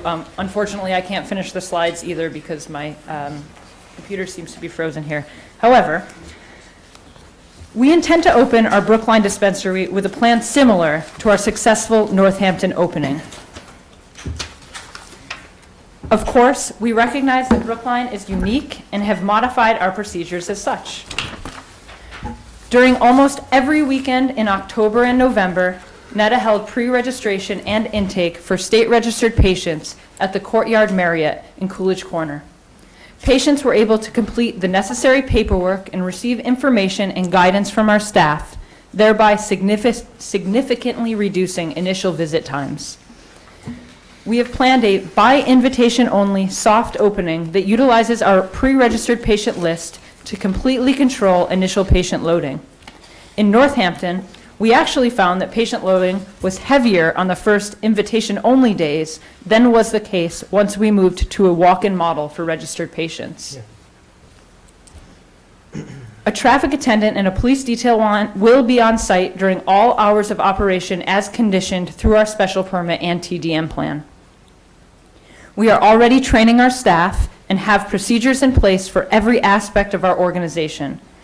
We are prepared and organized, and we have the benefit of the experience we've gained through our successful launch of our Northampton operation. We look forward to getting to work serving patients here in Brookline. I'd now like to turn it over to my colleague, Norton Arbeles, who is a consultant to NETA and has a national perspective on our organization and this industry. And I cannot make the computer work either, despite our best intentions. Good evening, ladies and gentlemen of the board, neighbors, friends. Thank you so much for taking the time this evening to listen to us, to wrap up what has been now a multi-year process. My name is Norton Arbeles. I am a healthcare attorney. I've been working in the field of medical marijuana regulation since 2009, and it's been my pleasure to work with NETA now for more than almost going a year and a half. I feel like a native Brookliner. I've been in this building so often, and I've had the opportunity to get to know and work with many of you over the last months, and to really build a partnership with the town of Brookline, because that is what we are committed to do. NETA is a unique organization, and I say it as an individual that has worked with licensed, regulated medical marijuana businesses in more than 6 states and in more than 3 countries. This is an organization that is world-class, that is top-notch, and that has spared no expense to not only meet the letter of the law, but to exceed it. And I'll be very brief here. By way of context, where are we? Of course, we're talking about the minutia of our transportation management plan, of the recommended conditions of the licensing review committee. But as a country, the issue is of national concern. We have 24 states in the United States that have regulated medical marijuana programs. Our neighbor to the north, Canada, has one of the biggest programs in North America. And in fact, the world's biggest medical marijuana program is in the country of Israel. So we know that this is not only an issue of local concern, of state concern, but indeed of national concern. And in that context, I can tell you that Brookline is doing it right. Yes, we took our time. And this is a new thing. This is something that, without a doubt, we have to proceed cautiously, but we have done so. and the conditions, the transportation demand management plan, the communication with town departments, with the Department of Public Health, with the police department, all of this was made with one goal in mind, is to open smoothly, to open in a fashion that can serve the needs of patients, but most importantly, ensure public safety and ensure really the values of this community. And this is a community which is progressive. And I can, if we have a little historical perspective, if it was 20 or 30 years ago, we were talking about reproductive rights. Now we're talking about safe, legal access to medical marijuana. This is a community that has done it right. We have studied it, we have looked at it, and we are committed to serving this community ethically for many years to come. I thank you so much for your time, for the many months of work, for the volumes of comment, of analysis, of emails, of communication back and forth with one goal, to serve the needs of our patients, many of whom are here tonight, and you will hear it directly from their mouth. On behalf of NEDA, I thank you, and we are committed to making this work, and you will be proud of us, and you will look back 5 or 6 years from now, and we will all be able to say, Brookline was on the right side of history. Thank you. Okay. Okay. I'd like to give the board some opportunity for some questions. I'll start. This is perhaps a question for town staff and perhaps Superintendent Morgan, who I see in the back. What's been the experience in other communities in Massachusetts with RMDs that have already opened regarding traffic, diversion, other issues that might be detrimental to the community that we could learn from, being that now we're not the first ones on the block here? Yeah, Mark Morgan, Brookline Police Department. I reached out and I actually visited the one in Salem. I also visited the facility in Brockton. Both those facilities are in a different type of setting. They're in a, one in Brockton is actually on the other side of 24th from the main section of Brockton. It's over actually near the eastern border. It's actually out in an industrial district with the warehouses. The one in Salem is actually on the fringe of their town also in an old, almost like a mill type building. And the one in Northampton, I did not visit there, but I did speak to the captain out there. He described it as a old medical building, office building that was on the route going out to Interstate 91. And it was a building previously owned by Bay State Medical, and they had on a large parking lot on a major road. They're basically away from their downtown area. So they were those different as far as the location that it has here in Brookline. On the other side, as far as each of those locations have experienced no issues at all. The Netta in Northampton, they relate to me by the Northampton Police Department, but they had one faulty alarm call there since they've opened. The Brockton Police and the Salem Police both said they've had no calls for service or any issues that they would know about that they reported to them or they've come across in the operation of those facilities. And a question for Dr. Balsam, I believe, is there are other RMDs in the works in the what I'll call the central core of the Boston area. Can you describe what you know about the timetable and where some of those are? Sure. Alan Balsam, Public Health and Human Services.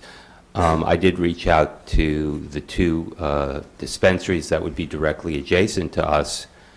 The one in Boston on Milk Street is run by Patriot, and I did speak to their principal, and they actually have 3 sites in the planning stage.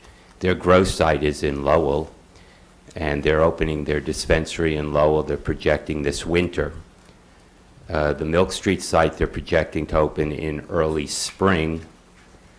And the Newton site, according to the planning department in Newton, is also scheduled to open in the spring. And of course, I was concerned about these openings because of the issue of volume as we open our dispensary here in Brookline. So I think this is a good sign that these other dispensaries are going to open in short order, and this mitigates concerns that I had with regard to volume. Right, and isn't there another one in Cambridge that's in the works? There's a zoning hearing going on in Cambridge, I believe, next week, and by the way, there's another dispensary that just opened in Ayer, Massachusetts. So there are now 4 open, with several more coming online in short order. The process initially was extremely cumbersome.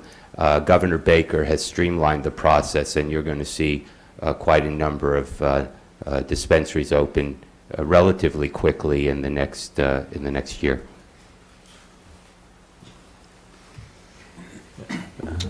I've got 4 questions. First, it's my understanding that there's some delay in lab facilities being opened in the Commonwealth to test. I'm just wondering if somebody could give me an update on what the status of that is. Selectman Franco, Mr. Chair. Very good question. One of the core elements of the regulated model is that every single batch of finished cannabis product and infused products has to be sent for independent third-party testing. There are currently 2 vetted testing laboratories in the state, and they are receiving all of the samples from the 4 active R&D sites. So despite some backlog, that's not to say that the products do not have to be tested. They do have to be tested. What they are calibrating is the type of machinery, the sensitivity of the individual testing machinery. It's my understanding that the current labs simply don't have the equipment that's necessary to meet the precise technical requirement of the DPH regulation. They have been working with the labs. Thus, you see the waivers that have been granted over the last few months. Certainly, this lower amount per the waiver is to err on the side of caution and public safety and reduce the total amount that people can consume over a 60-day period. Second question. I'm curious if a representative from NEDA can update us on sort of the distribution of times of day that patients visit your other facility, particularly in Northampton. Is it clustered in the morning, in the evening, evenly distributed throughout the day?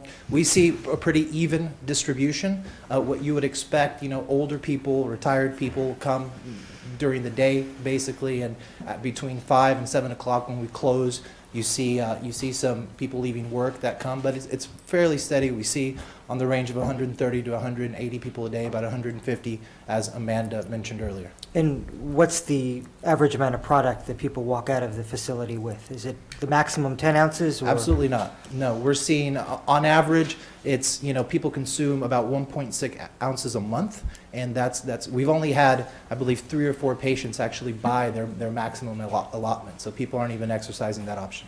All right, and last and final question. It's my understanding that NEDA plans to sell some edible products.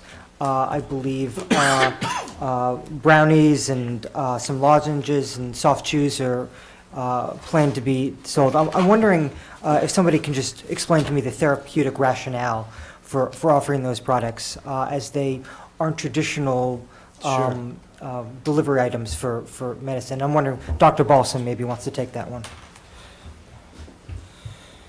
There actually has been quite a lot of research in the state of Israel regarding the efficacy of imbibed marijuana products. The mode of action is completely different. When you smoke or you use marijuana in a tincture or you apply it topically, it's absorbed directly into your bloodstream. When you eat a marijuana product or marijuana-infused product, it goes through the GI tract, and it's absorbed through the GI tract. So the mode of action is completely different. The therapeutic action can be completely different. And the kind of the diseases that are treatable through those modalities are distinct. One of the things that you've already heard is the fact that the lag period with edibles is considerable and can be up to 2 hours. And so this is why caution needs to be exerted to make sure people are aware. Everybody's heard this story about Maureen Dowd out in Colorado and so forth. We have to be very careful that our patients are educated about the lag period with edible products. So it's basically human physiology. In other facilities, other vendors within the Commonwealth are offering these types of edible products as well? That's correct, but one thing we're not offering that other states have is products that resemble commercially available candies. And I think Colorado started with that, and I think they've learned their lesson, and they're now adopting regulations to restrict some of those products and to restrict the packaging. The packaging that we're going to allow is quite different, nothing that looks anything like what might be commercially available or attractive to kids, with lots of warning labels, and I will approve all of the packaging before it's available for sale. Selectman Daley? Yeah, I have a question for you, Dr. Balsam. On the packaging, I know on the slide that we got shown, it looked like the bottle with capsules had a child-resistant cap on it, but the other two bottles, I couldn't tell from the picture. I do know in Colorado that they've had a lot of children, the candy things that you mentioned in particular, taking their parents' or grandparents' products and overdosing on them. So what tell me more about the packaging. Well, we have the packaging labels described. In terms, I have a mixed view about these childproof caps, because I work a lot with older adults. Yeah. Older adults have a lot of trouble opening childproof caps, and so I'd want to give some more thought before requiring that. Now, NEDA may already have that in the works, and I'd be glad to hear about that from some of the folks from NEDA. But this is my personal opinion. But at a regular pharmacy for other medicines, that's standard unless you say, I don't want the childproof cap because I have no children in my home. Well, then let's see if that's what they offer. I'm not sure. Okay. Selectman Heller? Mr. Chair, if I may answer the Selectwoman. Sure. Every single product that leaves the store leaves in childproof packaging. So if it's a tincture like you saw, that actually gets put in a childproof exit bag, in an individual unit that's a childproof reusable exit bag that they leave the store with. So to answer your question very directly, every single product has a childproof packaging. Okay. Let me follow up on this issue of the not looking like candy. I'm concerned, and this is, I know, a delicate balance, because it's very important to be able to provide these products to patients who are in pain. But it's also very important to protect kids, and in my own life, I've had a problem in that respect, and I don't want anyone to have to suffer through that issue.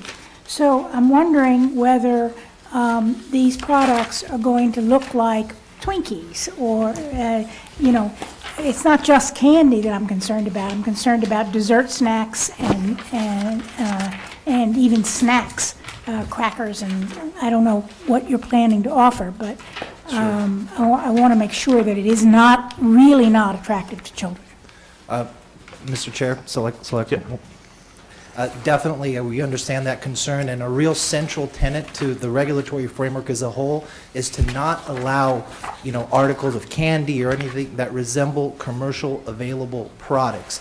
In terms of the packaging, we can't use any sort of logos or advertising that would attract children. And indeed, Town Council was very deft in her drafting of the conditions by actually inputting in there that we had to use quote-unquote reverse marketing tactics. So you're not going to see any sort of aggressive marketing tactics. This is a health issue. This is medicine. We want to educate and inform our patients. That's number one.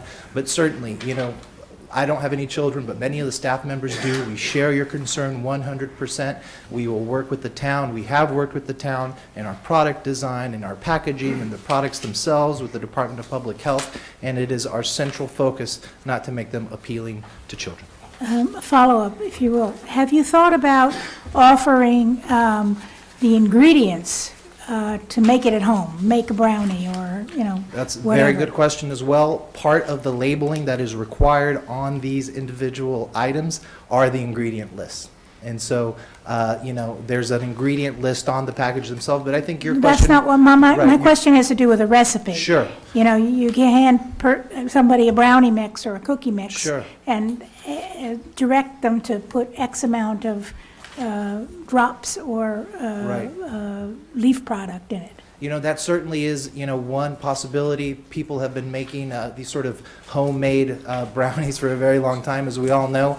But one thing that we have is that when we make these, the dosage is very, very specific. And so we're able to put a very specific dosage in the products, 10 milligrams, 25 or 50 milligrams, that perhaps people wouldn't be able to do with such specificity at home. And so these are, very carefully designed products, but, if we can make it easier for patients somehow by sharing these recipes, then that's something that we'll look into, absolutely.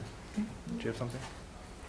I just wanted to add that part of the benefit of buying the products at the dispensary as opposed to making them at home is that strict laboratory testing that all of the products need to go through. So patients know exactly what they're taking. It's very difficult to do that when you're making it at home.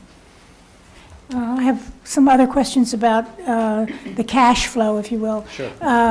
How much of your business would you estimate in Northampton, say, is done by credit card versus cash versus check?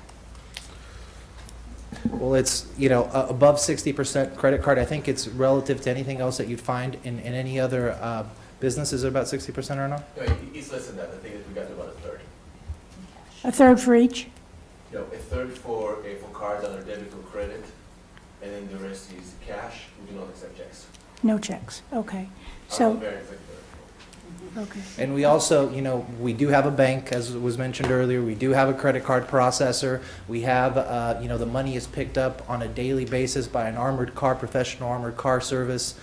So, we take that very carefully. Okay. Also Okay. for now, thank you. Selectman Daley? Yeah, I just wondered if I gathered that you don't like my suggestion that this be appointments, although I did say you could have one additional emergency appointment in an hour to give out at the last minute. But do you care to comment on how many appointments could be scheduled in a particular hour if we were to go in that direction? Or do you not want to participate in that discussion I at mean, all? at this point, it would be speculation. One thing to be clear, we will always offer appointments. So for those individuals that want to come in, and Steve Saling, who will speak a little bit later, mentioned this to me earlier. I might want to make an appointment for Thursday afternoon at 2 because he has to reserve a van. It's a whole process for him to get there. We absolutely will do that. But as Amanda mentioned earlier, for most patients, this is an inconvenience. And an important thing to remember is that the conditions as a whole and the transportation demand management plan in particular was created to deal with the non-appointment model.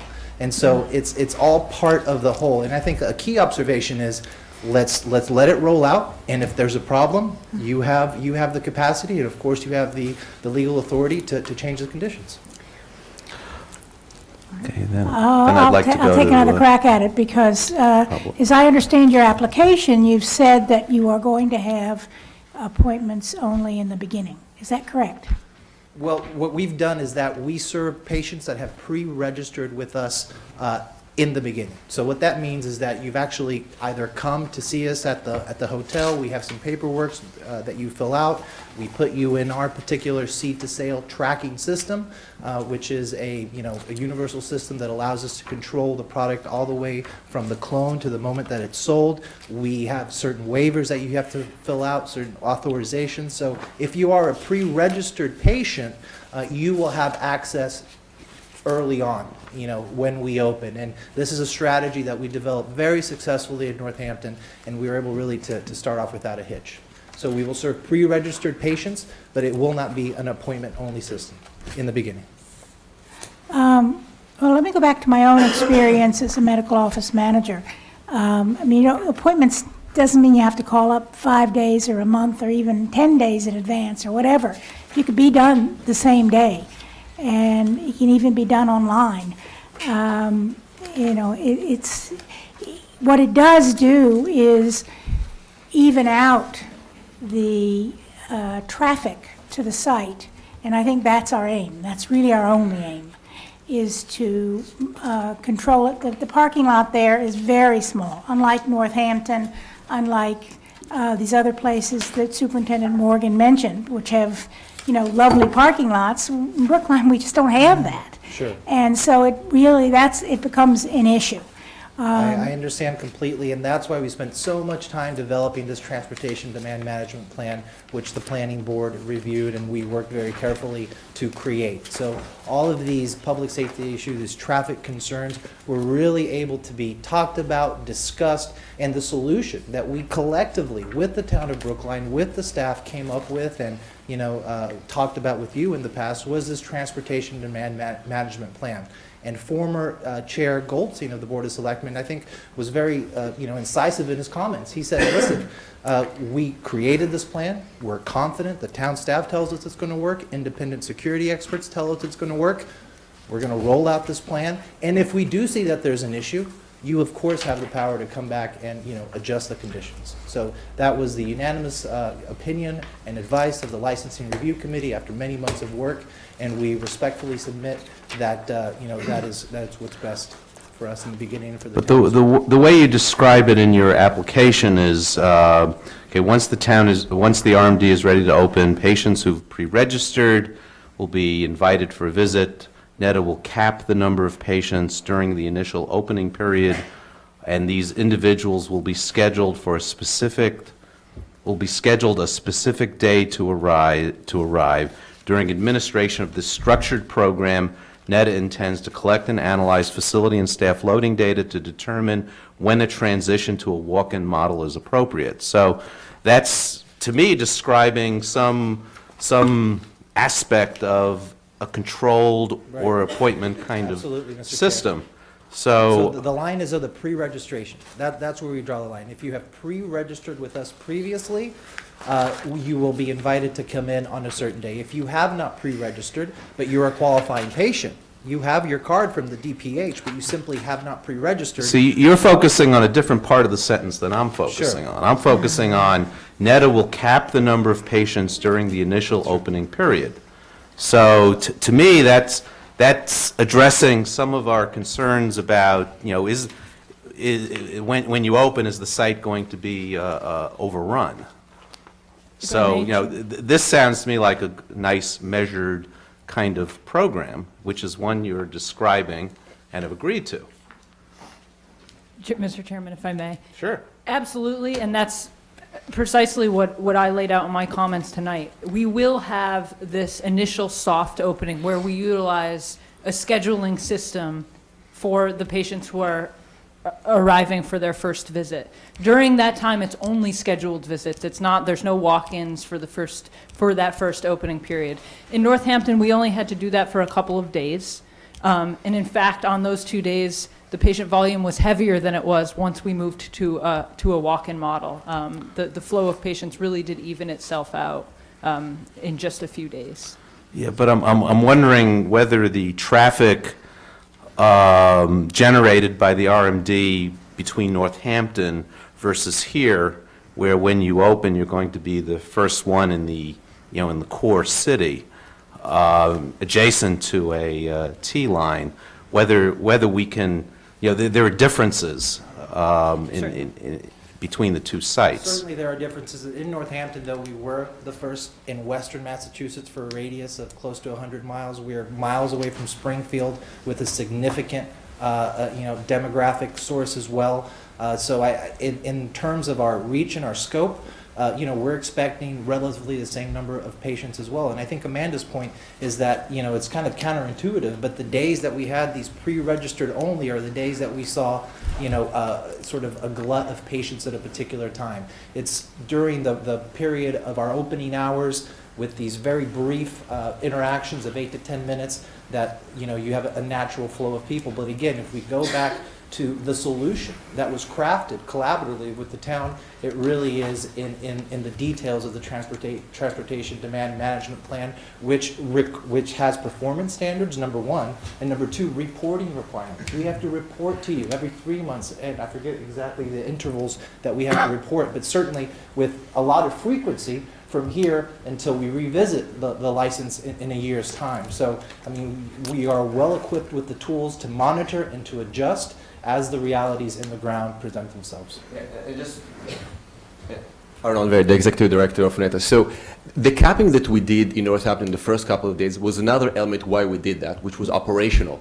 So we had a new staff. We had 50 new people that are just starting. And I would say that the first transaction of the first day took about 20 minutes. It's true. However, as the day progresses, literally the first day, we were able to get it down. By the second day, it was really down, and we were able to get it to the 5 or 10 minutes that we discussed. So from an operational reason, yes, we wanted to cap it. So we capped it to a certain amount. And that was actually helpful. When we opened in Brookline, we're going to do something similar to that in terms of soft opening, but we have less of a need for that from an operational perspective because we're not doing it for the first time. We're bringing some people from Northampton to Brookline. People from Brookline are already training. I think some people were probably there today in Northampton. That some of them are right here in the crowd that are training in Northampton. So we're not going to start with 20-minute transaction. We're probably going to start with just a few minutes because they already have done it. So that was the key issue that we wanted to cap it in the first few days. Let's go to public comment. Let me ask one question. Yep, before. go on. This is a question that is not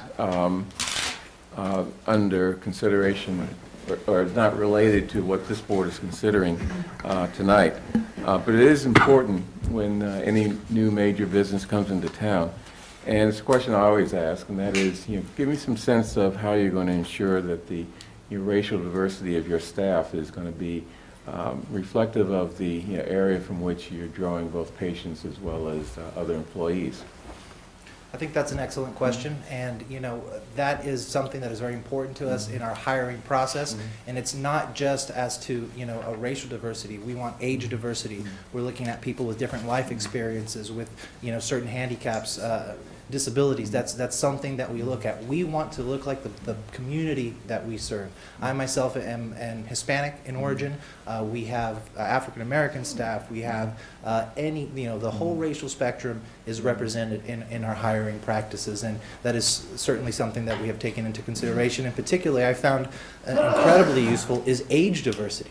So many of our patients are over the age of 60. That having somebody that's slightly older on the staff, it makes that communication so much smoother. So that's a point that's very well taken. That's something that we've taken into consideration throughout our hiring process, and certainly we have in Brookline as well. Okay, I'd like to move on to Thank you very public much. comment. Thank you. I note in looking at the sign-up list, I've got 27 people signed up. If I go 4 minutes each, we're going to be here for almost 2 hours. I think 3 minutes. I'm going to suggest a 3-minute a 3-minute limit. You're not obligated, you can talk for only 2. Right. And I'm also going to suggest, I noticed in looking at the list that there are some NETA employees who've signed up. NETA has spoken uninterrupted for approximately 50 minutes plus questions and answers. So I'm going to suggest, the ones I recognize I'm going to skip over, but if you are a NETA employee, I'm going to suggest that you self-identify. And while you have you're a member of the public and you can certainly speak, I would suggest you do so at the end. Let the public speak. So I'm first going to call Representative Frank Smizek. And 3 minutes, please. And as I said at the beginning, if someone else has made your point, it is perfectly okay to say, I agree with so-and-so, and then move on to a different point. Thank you, Representative. Thank you for having me on here. It's a good evening, and I want to say that you've done a great job of organizing this and working really hard. I've been a strong supporter of patient access to medical marijuana in Massachusetts. For several years before the ballot question was passed, I was the lead sponsor of medical marijuana legislation in the House. I care about this issue because I've heard firsthand for years from patients who have been being helped with the use of this medicine. I made a commitment to patients in the Commonwealth that I would fight for safe and reliable access to medical marijuana, ensuring availability to my local constituents is a top priority. I'm proud to see that the town, my town, helping to move the commitment forward by undertaking this thoughtful and deliberate process. Massachusetts medical marijuana program is governed by an incredibly comprehensive set of regulations. There are very strict requirements around product safety, responsible packaging, building security, and patient education. The town, with its own set of regulations, have added additional protections specific to Brookline's unique needs. We've heard today that I'm going to skip the Salem-Brockton area. We know that they're going. We know that they're going well. There's no problems. I'm glad that we're supporting we're granting the license of New England Treatment Access to NETA. They seem to be a very competent company. And I have confidence in that theme because for several years, Amanda Rossitano, NETA's operations, Director of Operations, helped lead my office and worked firsthand with this town and its constituents on a range of issues. I'm confident in her ability to build and coach an amazing team to raise this Brookline location. NET is proposing a model to which patients can pick up medication at a time when it's convenient for them, similar to a pharmacy. I've noted that only registered patients are allowed within the facility. This is working well for NETA's patients out in Northampton. It's consistent and, excuse me, I have a cold. I also do not support, I'm ending here, I also do not support imposing additional product purchase limits beyond the state imposed limit, as patients in Brookline should not face additional barriers to accessing the medicine. Thank you all for your diligent work. I encourage you to moving forward tonight and support the licensing of this dispensary. I guess you'll be doing in the future. Patients in need the access to the therapies as soon as possible. Thank you very much. Thank you, Representative. Michelle Caskey.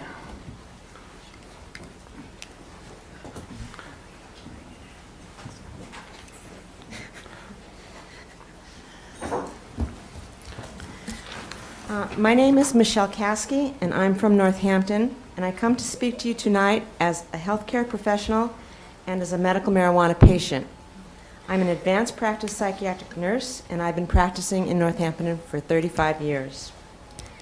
The NETA team has undertaken an important and difficult job bringing legal medical marijuana to patients. Communities have been cautious about where and how to accommodate registered marijuana dispensaries, as well they should be. Since the Northampton dispensary opened earlier this year, NETA has been a responsible member of the business community. The dispensary is located on one of the main streets heading into our downtown, referred to as the Gateway to Northampton. NETA's presence in this neighborhood has not caused any problems with vehicle or foot traffic, and there has been no increase in crime. Mayor Narkowitz and the City Council welcomed New England Treatment Access to Northampton. I see this as a reflection of my town's open-mindedness and compassion, the healthy having compassion for those less able. Medical marijuana is not for everyone, but for those of us who need it, we now have a safe, reliable, and legal place to get our medicine. This brings me to a concern I have about two of the proposed restrictions on NETA doing business in Brookline. appointments, and limits on purchases. I know this has been covered in previous speakers, but I think they are very important points to consider quite carefully. Regarding appointments, I feel there is no need for NETA to operate by appointment only. It is an imposition on the business without benefit to the town, and, more importantly, an imposition on medical marijuana patients. Imagine if you had to make an appointment and go and pick up your prescription at a pharmacy.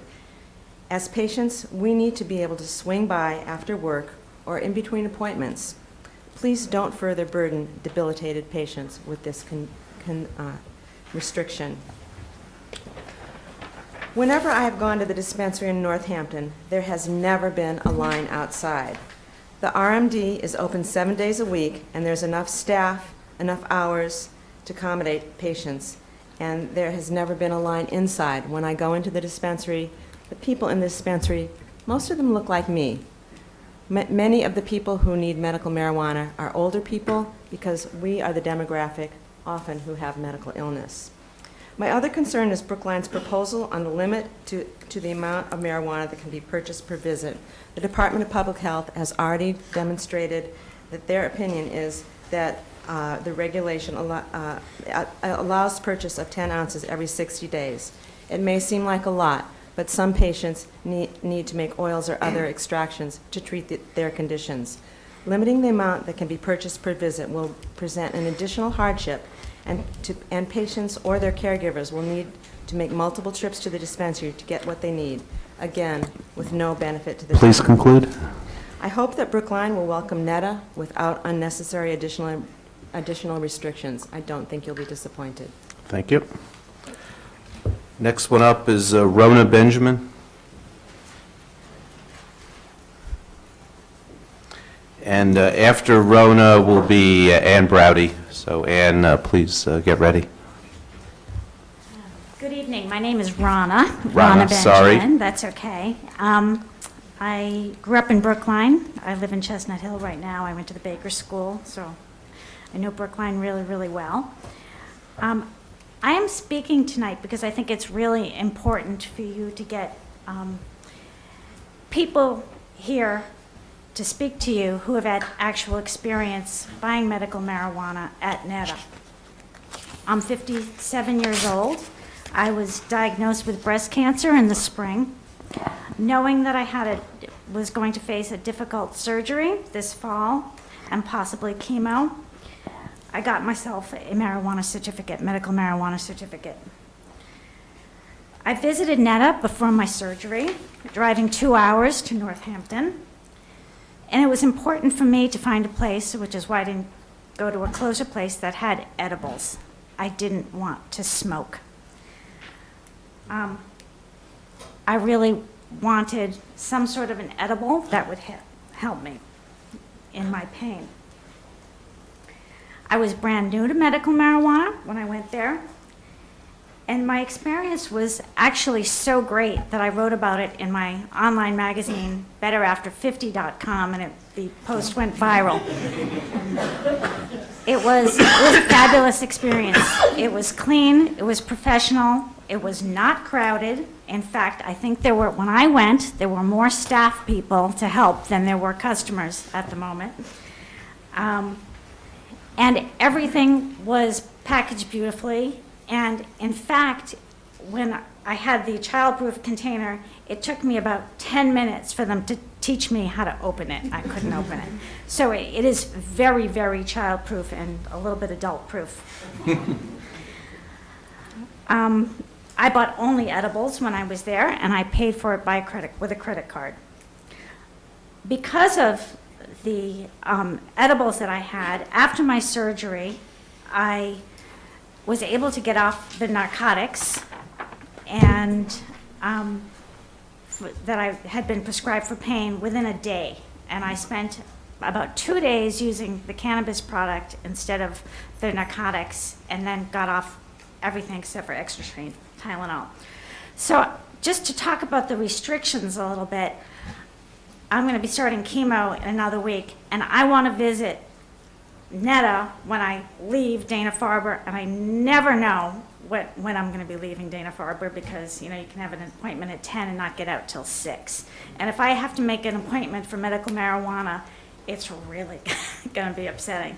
So the restrictions, I think, I don't know that much about the amounts or anything like that because I don't buy that much, but the restriction, the appointment restrictions is in my mind, ridiculous for patients. Please conclude. Very unhelpful for patients. So I look forward, I just want to let you know, I'm looking forward to Netta opening in Brookline with the same success that it has in Northampton. And thank you for letting me speak tonight. Thank you. Ann Browdy, and after Ms. Browdy is Richard Brawley. It's actually Brody, just for the record, that's okay. You don't know Ann Brody? I know Ann. So I am Ann Brody. I live on Linden Court, so I'm a neighbor, and I'll be very brief. There are two things I want to say, and one is that our village is already a healthcare mecca. So we have yoga, we have Pilates, we have massage therapists, we have traditional Western medical offices, and fitness centers, and it's very exciting that we're going to be adding to really what is a healthcare mecca. And to bring the RMD online is going to really brand, I think, Brookline Village in a way as a healthcare center in a very holistic way, and that's a very exciting thing for Brookline. That's the first thing I wanted to say. The second thing is I want to speak to this constituency that's been addressed a little and refer to my friend Phyllis Trefanides, who's over here, which is to say the elderly. And I'm speaking because Phyllis, who's 86 and has lived in Brookline Village in my neighborhood for over 40 years with her husband, doesn't feel comfortable getting up and speaking. And you don't see a lot of people of a certain age here, but they will be consumers, very important patient consumers. And I really want to see this come on board quickly. There's so many conditions, whether it's loss of appetite and wasting syndrome, whether it's nausea, whether it's pain, whether it's inability to sleep, all of these things where patients, elder patients are taking multiple medications, conflicting medications, side effects, etc. It's going to be very exciting, and this is as we who live here know, we have a lot of elderly in this community, and they're going to be able to use these medications and have access to alternatives that have not been available except on the street, and most people of that age are not picking up marijuana on the street. So I think just briefly on the conditions and the appointments, elderly, many of them are not driving anymore. They're using the ride, they're using the senior transport bus. You never know when you're going to arrive when you use those vehicles. It's great that it's available, but it is not if you're going to have to be at a certain time at an appointment, again, I think it's going to work against it. So thank you for the time, and thank you for all your deliberation. Thank you. Richard Brawley, and after Richard is Peter Moyer. Good evening, and as you said, my name is Richard Brawley. Thank you for letting me come speak. And I'm a longtime Brookline resident, Pond Ave, Brookline Village. My wife, Margaret Wacker Brawley, grew up in Brookline, attended school and returned to Brookline for family and health reasons when she was diagnosed with multiple sclerosis in 1980. In my opinion, I'm concerned with the continued efforts to hamper, limit, or discriminate against patients, caregivers, and companies attempting to provide legal treatment options for patients with unmet medical needs, either not helped with traditional treatments or are worried about the potential side effects of legally prescribed pharmaceuticals, such as highly addictive opioids. As my wife's caregiver, the more stringent limitations provided for Brookline RMDs have the potential to discourage patients from using state legalized medical marijuana.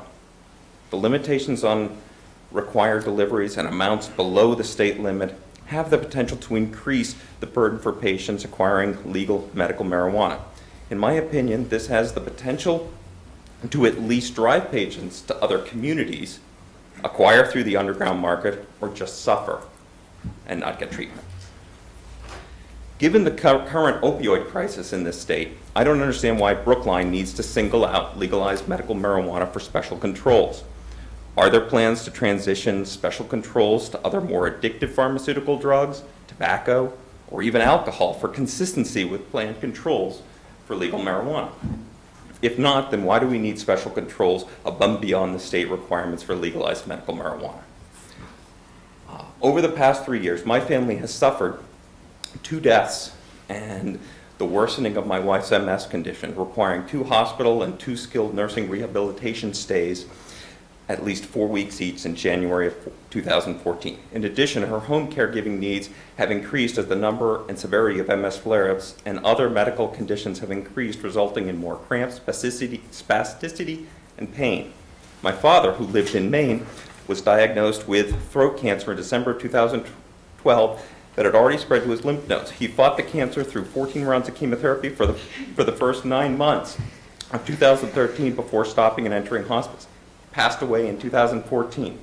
I was fortunate to spend a significant amount of time with him, and he used the Maine medical marijuana dispensary in Ellsworth, Maine. He had great knowledge. Our family liked the experience that he went through. He's a cook, but he went with their edibles so that he wouldn't have to learn to prepare, extract, and prepare his own things.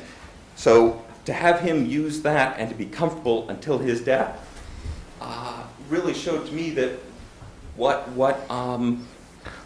Brookline can, what can happen with a dispensary, and specifically. Please conclude. Okay, and just to let you know, my wife's conditions are getting worse, and I want to be able to use an RMD as her caregiver to get her medicine. Thank you.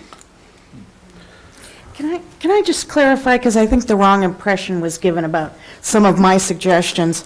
On the amount, my suggestion was that you could get 2 ounces at the site, you could have the rest delivered, so you could get your full 10 ounces. And I put in that if there would be an exception to the 2-ounce limitation, in other words, you could get your full 10 ounces there where home delivery posed a hardship to the patient. So in other words, if you lived in a veterans housing building or something like that, you'd be able to get your full amount at the dispensary. So I think that was not clear from the way this was, the NETA people commented on it. Also, I want to say on the appointments, I left number to be determined on the appointments in a single hour, and I notice on what they say they get at in Northampton, that might be 16 per hour. And I also left in a provision that they could have 1 additional emergency appointment. So if somebody was just coming from chemo or something and needed to stop in, they would have that opportunity. So I just want to clarify that. Dr. Moyer and Jean Sorrow is up next, so Ms. Sorrow, come forward.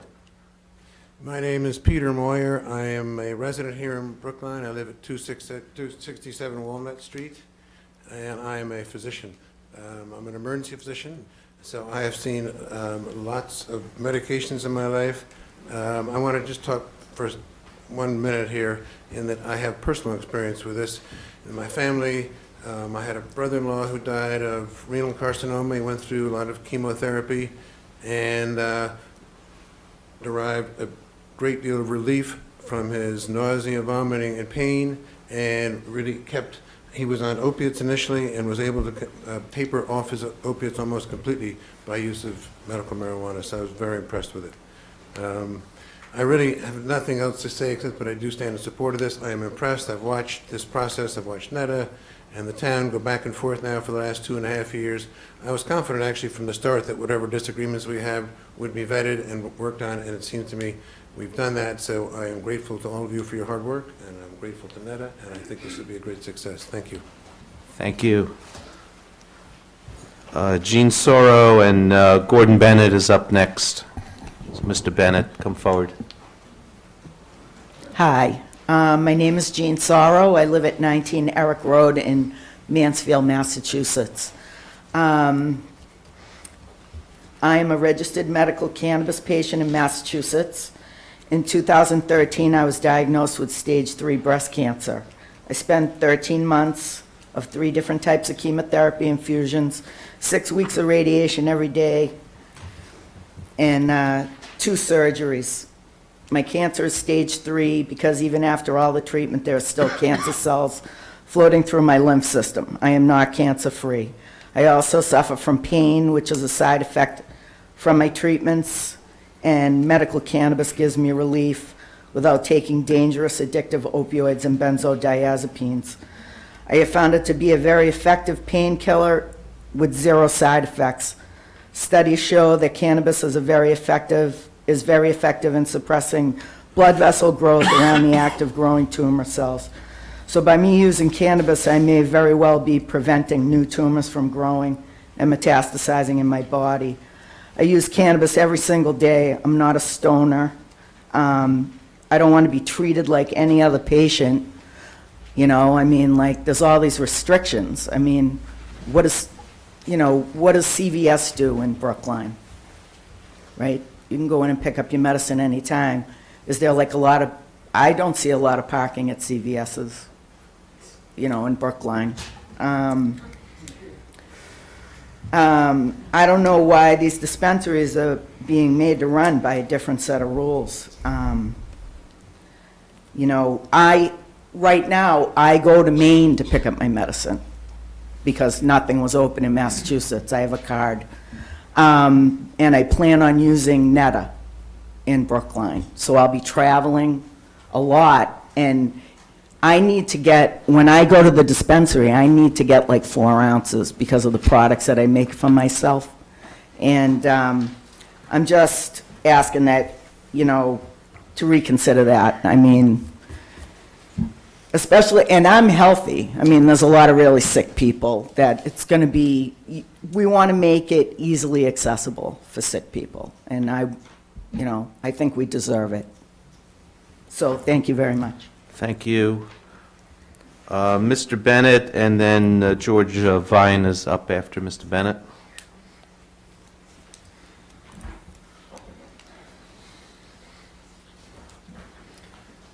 Good evening.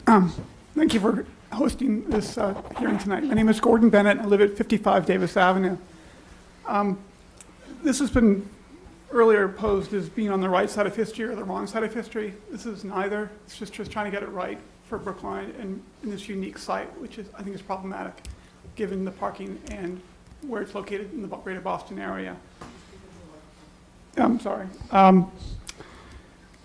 I was encouraged, very much encouraged by the proposed conditions, particularly Nancy Daly's conditions, specifically the appointment-only model and home delivery and the delivery after limit of in-store sales of 2 ounces. I think we have to be, first of all, I emailed, I think, all of you last night. I'm not sure if you were able to get a chance to look through the materials, but this is all very new. It's not just new for Brookline or for Massachusetts, it's new for the whole country. And we're just now getting traffic studies. And one of our primary concerns has been the impact on the neighborhood. It's not about trying to prevent people from getting medicine. And as I spoke about in the town meeting last year, my mother used medical marijuana, which is marijuana at that point in time, 2011, when she was suffering from breast cancer. It's not about trying to prevent people, just trying to be sensitive to patients and also be sensitive to the neighborhood. The appointment-only model controls the traffic flow. And there's a great fear that we're going to be overwhelmed given where we are. The numbers that Netta provided in the Stantec traffic study suggested 344 visits, basically 10,000 visits a month. We're happy with that. Let's just cap it there. I provided you with data from a study in Colorado, a very recent study in Colorado from 4 different dispensaries over 3-day periods, and their projections were 400 visits per 10,000 feet per day, per 1,000 feet per day, which are just astronomical. In other words, the usage of these sites is much greater than anybody had expected. I would suggest caution first, given this is all very new to us. So I would just say, take Netta at its word. Use their own numbers. They clearly built a business plan around those numbers. Use those numbers and cap it there. Appointment only, and then on home delivery, why not just offer home delivery to everybody? This would alleviate the problem. It's a convenience. People order from Amazon. People want stuff delivered. It's a much easier way. And finally, on the 2 ounces versus 1 ounce, I will email comments later because I realize my time is short and I'm appreciative of you giving me the opportunity to speak tonight. 1 ounce of marijuana will create 60 joints. Joints is not a funny term, it's a term that he uses itself on his website. I'm not trying to denigrate, but it's 60 joints. I would hope that NETA could deliver the balance quickly enough that the patient wouldn't go through the equivalent of 60 joints. So I think given the shortage of time, I'll stop my comments there, but thank you for hearing me this evening. Thank you, Mr. Bennett. Mr. Vine, and after Mr. Vine is Mark Eisenberg. I've heard a lot worse, but it's actually Vienne. I'm sorry. Ron DiVincenzo actually called me Vine in Brookline High School football a very long time ago, and I know that's probably lost on most of you, but I Speak still into the remember mic. it. Can't get any closer Okay. without doing it. Anyway, my name is George Vienne. I live in Brookline. I grew up in Brookline in the housing project down the point, and NETA has told us that the goal is to serve patients while protecting public safety. And since this is about licensing, I'll address the proposed conditions, and I think the proposed conditions are very good. I think limiting the amount, especially Ms. Daly's conditions, I fully support them. We're not limiting the amount of marijuana that people can get. They can get it, they just can't get it all at one time, which makes a lot of sense. We can control the number of visits per day, which makes a lot of sense. No one's trying to prevent people from getting their marijuana. The appointment-only model is a good one. The idea that someone, if they're a few minutes late for an appointment, would be turned away is absurd. And the proposed condition calls for or suggests an emergency appointment. So I think those proposed conditions would hit the right balance between having access to the medical marijuana while protecting the traffic flow in the community. And another issue that I just wanted to bring up that I think those proposed conditions would be serve and protect is diversion. I'm particularly sensitive to that. I grew up in a public housing project in Brookline. I, like most people, had one parent. We didn't have any money. Every day you could make a bad decision that would forever change your life. Diversion is a huge problem and a huge issue, and it would only take one mistake for some kid to make when he's not going to be able to be sent away for a drug rehab by his parents. He's not going to be sent away for summer camp. No one has a vacation house. They're treated differently, and you could ruin people's lives with diversion. And people have talked about opiates. Opiates is a huge problem. It's a huge problem of diversion. So what I'm asking you is to err on the side of protecting the kids in the projects, which are, thank you, which are right across the street. This is a very different location than everywhere else. It's right across the street. The more marijuana that's floating out of that building, the more chance of diversion. So I'm asking you to impose the proposed conditions, in part because it'll help the neighborhood, in part because it'll help the traffic flow.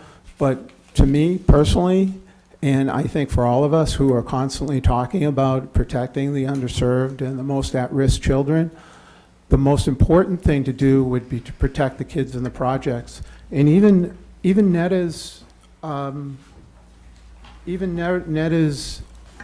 public safety expert, before he went to work for NETA, was quoted in the Globe in 2011. Commissioner Edward F. Davids attributes the rise in homicides mostly to an expanding drug market that, he says, had been fed by the decriminalization of marijuana and the release of convicts with drug records who cannot find work in a poor economy and have turned once again to dealing.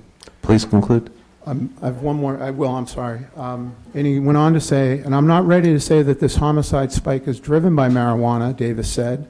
There are many drugs involved, but it's more about money than the type of drug being utilized. And marijuana is a substance that has a high profit margin. Those are the words of their expert. I just ask you to go slowly. Let's err on the side of caution, especially with the kids at risk right across the street. Thank you. Thank you.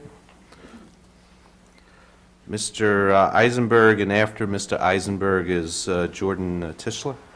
Thank you. So I'm Mark Eisenberg. I live at 75 Monmouth Street in Brookline. I've been a resident for the past 22 years. My kids went to Brookline Public Schools.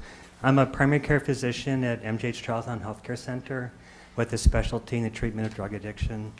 I've been a medical marijuana certifier for the past year and a half, and I've certified about 25 patients for medical marijuana. The patient I last certified last Wednesday was a 67-year-old Vietnam veteran with combat injuries, living in chronic pain. He has PTSD and insomnia that he goes for the VA for treatment for. He told me that he was able to utilize medical marijuana because one of his friends had access to it. And when he was using it, it was helping him relieve his pain. It helped him avoid opioid pain medications and helped him sleep at night.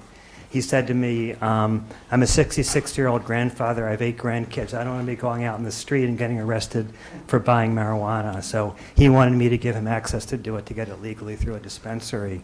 Of the 25 patients I certified in the past year and a half, the average age has been in the 50s and 60s. They've all been patients, for the most part, with chronic pain, insomnia, PTSD, using minimal amounts at night to help them sleep.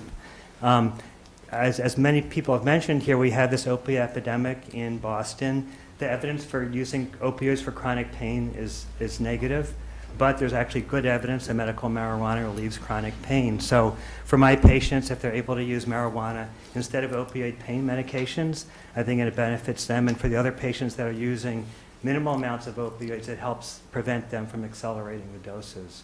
So I think it's a benefit for our patients to have this available.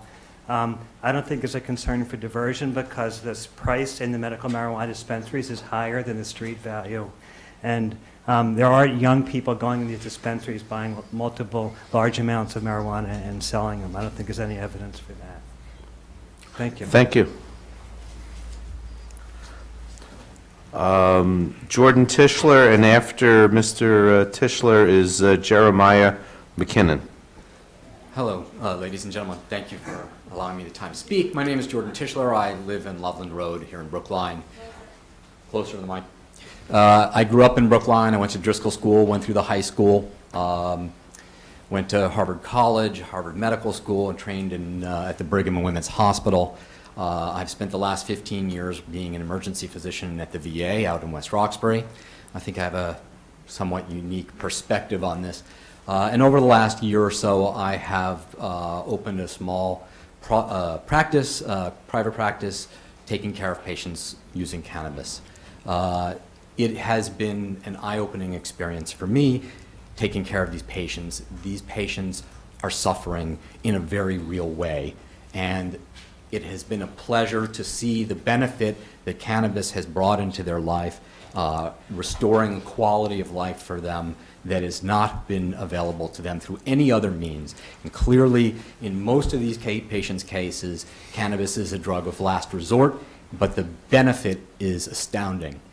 The biggest concern for me at the moment here, in light of this hearing, is that we need to move forward, and we need to move forward reasonably quickly. I think that as the NEDA guys have demonstrated, there has been quite a lengthy process of doing the due diligence and getting us to the point where we have good feasibility studies in place that show that this is a workable framework. And my concern is that by imposing further stipulations, we're really hampering access for patients who really need this material and who are in a position where further regulations and stipulations bar their access. My patients take buses and trains and cabs and bum rides just to get to my appointments. And for them to then have to make an appointment to get their medicine, it's unrealistic. To say that, oh yeah, the dispensary will just fit them in to some emergency slot is also unrealistic of the business model. Furthermore, the limitations on the amount that they can get preclude their getting what they need when they need. It put marijuana in a special class, which is really unwarranted based on the scientific evidence. And furthermore,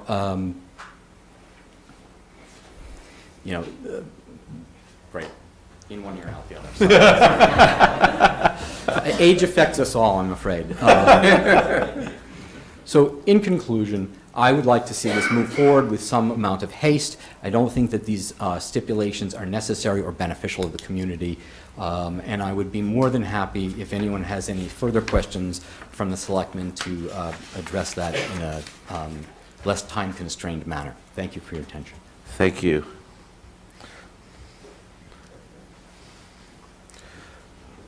Mr. Tischler, Jeremiah McKinnon, and after Mr. McKinnon is Frank Shaw. Greetings, Board of Selectmen. First, I wanted to agree with everything Dr. Tischler just said. And I also wanted to say it was great to hear from the police officer that there were no instances in Salem, in Brockton, in Northampton that caused any alarm. So that really does show that this program is working well, and there is no cases of diversion that we've seen yet. So I prepared a small testimony here. My name is Jeremiah McKinnon, and I'm a medical marijuana patient with an active registration. I use medical marijuana to treat my severe chronic back pain due to scoliosis. I'm here today to speak out against the conditions that the town of Brookline is considering on placing on Netta's license to operate. I have experience visiting currently operating dispensaries, both by walk-in and appointment only. My treatment regimen can become greatly impacted by facilities that operate under appointment only. I can go for days in great pain because I cannot fill an appointment or one is not available for some days. Transportation is also an issue for most patients. Like Dr. Jordan Tischler just said, they're getting bum rides to get to his appointment. So I've seen patients come to the dispensary, an appointment-only dispensary, and sometimes be turned away because they did not know that this facility was appointment-only. They've gone through the lengthy process of getting their card, and they finally come to the dispensary and sometimes can get turned away. And I find that to be something that let's see, what did I say here? It's not compassionate, it's sickening, and it's not in the spirit of the 2012 medical marijuana law. If Netta can control and maintain a normal walk-in dispensary, they should not be restricted in how they serve the patient population. And I know they're well equipped to do so. The in-store purchase limit of 2 ounces I feel is also unacceptable. The Brookline Selectmen should not stand between the patients trying to procure their 60-day supply. Patients suffer from a wide range of debilitating illnesses, including cancer, HIV/AIDS, glaucoma, chronic pain, seizures, ALS, diabetes, PTSD, it goes on. They regulate their illnesses with medical marijuana, and some patients need and require a more constant supply. We can't assume that patients have the time or resources necessary to make multiple trips. They should be able to visit Netta by walk-in and purchase the 60-day supply without extra hurdles or hoops. Many patients have to plan their whole day around visiting a dispensary. Netta provides a level of service that's unmatched in Massachusetts, and the quality of their medicine is superb. Their mission to provide safe access to medical marijuana is truly commendable, and having Netta in Brookline will be an asset for the community. I ask you all to please reconsider the purchase limits and appointment-only visits. Thank you. Thank you. Frank Shaw, and after Mr. Shaw is Nicole Snow. To the Brookline Board of Selectmen, and I thank you for your time. My name is Frank Shaw. I'm an elderly and have been diagnosed as an AIDS patient since 1998 in Massachusetts. I remember when the first medical marijuana law was passed in 1996 under Governor Weld during the height of the AIDS crisis, and many have been waiting for it to be implemented ever since. My friends and brothers have died of AIDS waiting for access to this medicine due to the inaction of the Massachusetts representatives in their legislature. I'm here to represent those who've died waiting for our representatives to take real action to help the LGBT community. Medical marijuana can equal lives for some people with AIDS. Action never came, and my friends died waiting. How many coffins need to be buried before the people take action? I have been representing the elderly here today, and I can say for certain that the appointment-only restriction for the limit desperately needs access for our seniors and those of the law that it was meant to protect. Many of our friends do not have access to computers or cell phones, and many do not know how to use them. AIDS patients dying on their deathbeds do not deserve to wait for their medicine, depending on appointments and availability and access. AIDS patients deserve dignity, respect, and after being forced to wait over a decade for this treatment to be available to them, don't restrict patient access. Don't restrict safe access. Thank you for your time. Thank you. And your indulgence. Thank you. Nicole Snow, and after Ms. Snow is Steve Sailing. Good evening, Board of Selectmen. Thank you very much for your time. I know this has been a very extensive process for this licensing of NEDA. I'm from the Massachusetts Patient Advocacy Alliance. I'm the executive director. I represent thousands of patients across the Commonwealth of Massachusetts that have been waiting for safe access to medical marijuana. This has been a long, enduring road to see safe access, and we want to see safe access here in Brookline. I have two things that I want to address, and that's the purchase limits and the appointment only. I do see problems with the appointment only.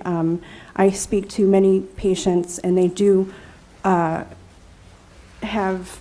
a lot of other things going on in their lives, and one more appointment can cause undue stress. As we've heard tonight, people have obligations with other healthcare facilities, and picking up their medicine could only take 5 to 10 minutes. So limiting their time to appointments can cause more undue harm and stress to patients. But in the case of Steve Sailing, how he expresses that he might want to call ahead of time so that they're waiting for him to be taken, that we could probably see appointments and not appointments, but we do want to see walk-in because generally the flow of traffic, there's a natural flow of organic traffic that you're going to see in and out of the city, and you might not want to disrupt that. Appointment only, what really does, it ensures that there's traffic all day long.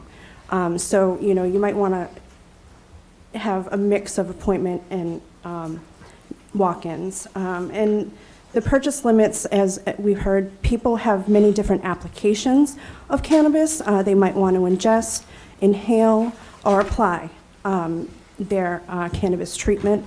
And someone can easily go over the 2-ounce limit that you're imposing on a patient. And patients have already gone through hoops to get their medical marijuana cards so that they can attend these dispensaries. So we're talking about a limited population that is going to be able to walk into these dispensaries and purchase their medical marijuana. If they want to come and purchase over 2 ounces, they should be able to do that.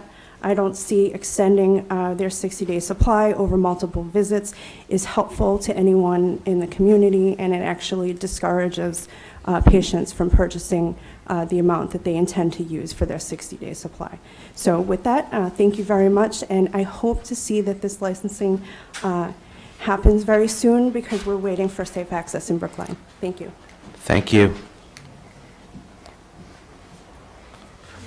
Mr. Sailing is up next, and Elizabeth Childs is up after Mr. Sailing.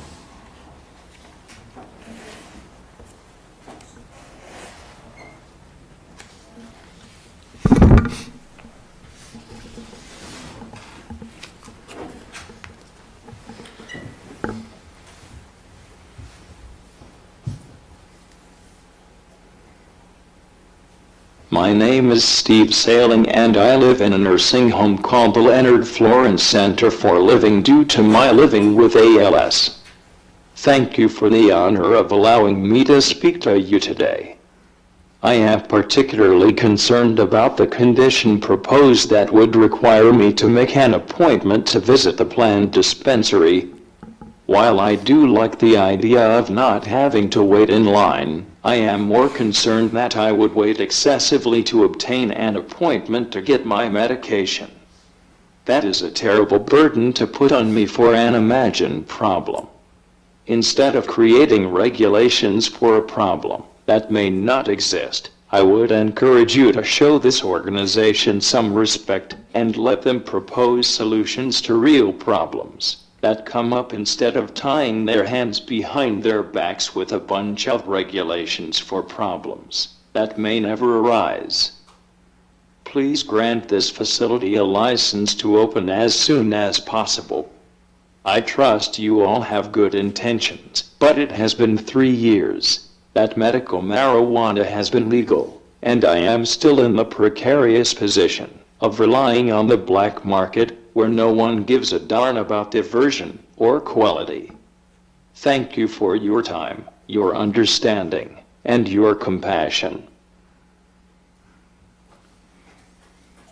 Thank you.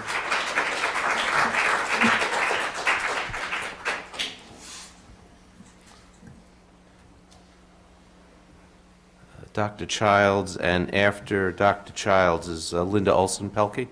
Great. Thank you. Good evening. I'm Elizabeth Childs of 157 Walnut Street, and thank you for holding the hearing and for your licensing proposals, which I believe are essential. I want to speak to you specifically about medibles.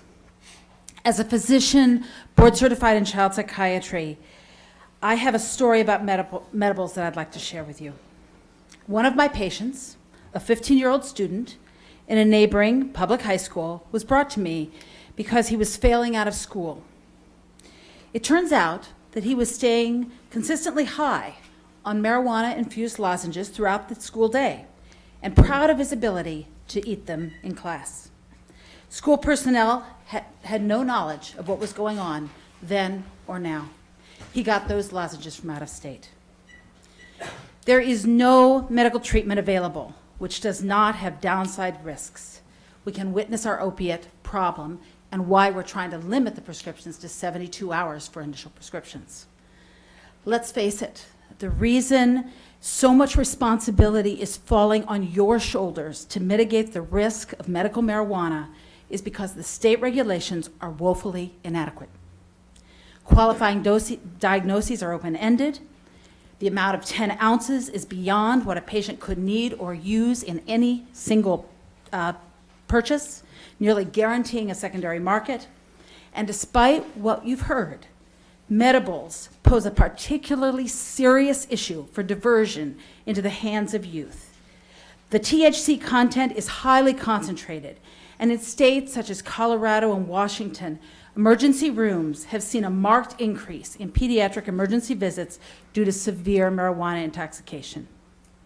I would also add that a lot of responsibility is falling on your shoulders because I feel that I have failed to convince you of the health and safety risks of citing this RMD next door to a child care center, across the street from a public housing development, and less than 1,000 feet from an elementary school, which has a very real possibility of becoming our 9th elementary school. Youth are particularly vulnerable to the downside risks of medical marijuana. They have decrease in cognitive function, up to 10 IQ points. They have resulting school underachievement and failure, and there is a doubling of the incidence of serious psychotic mental illness, an area that I am passionate about. I urge you to limit the amount of product dispensed during a single visit, to prohibit the sale of products which are tempting food product appearing items, such as baked goods and drinks. An alternative is to allow only the oil or butter to be sold. I urge you to create an appointment-only model with the bulk of orders being home delivered.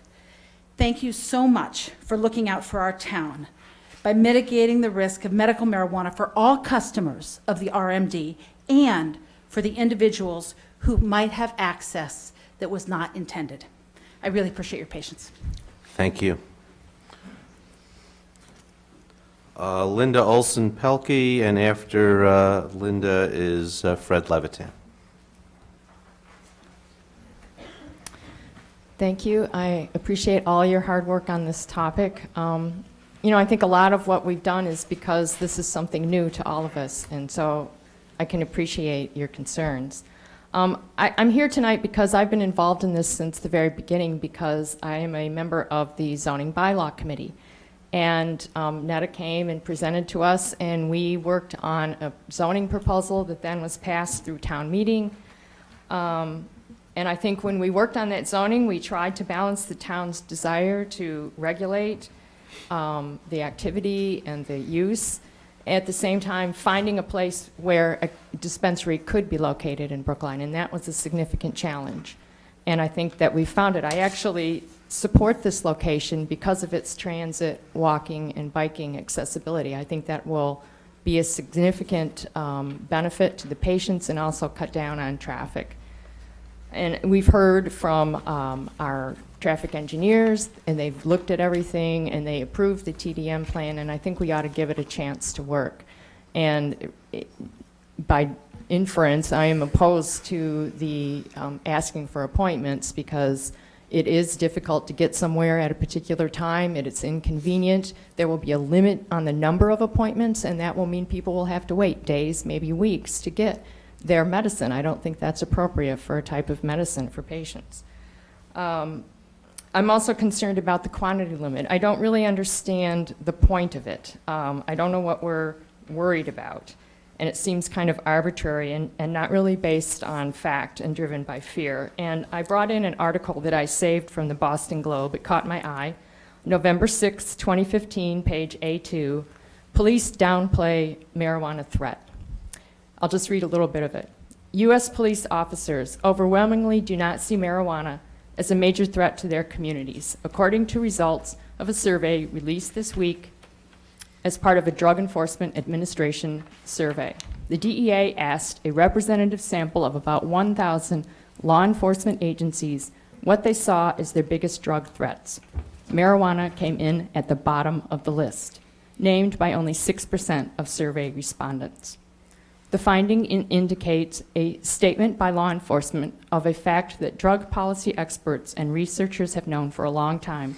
Compared with other recreational substances, including alcohol, marijuana does not cause as much harm. And of course, we're not talking about recreation here. We're talking about ill patients who are highly regulated and monitored.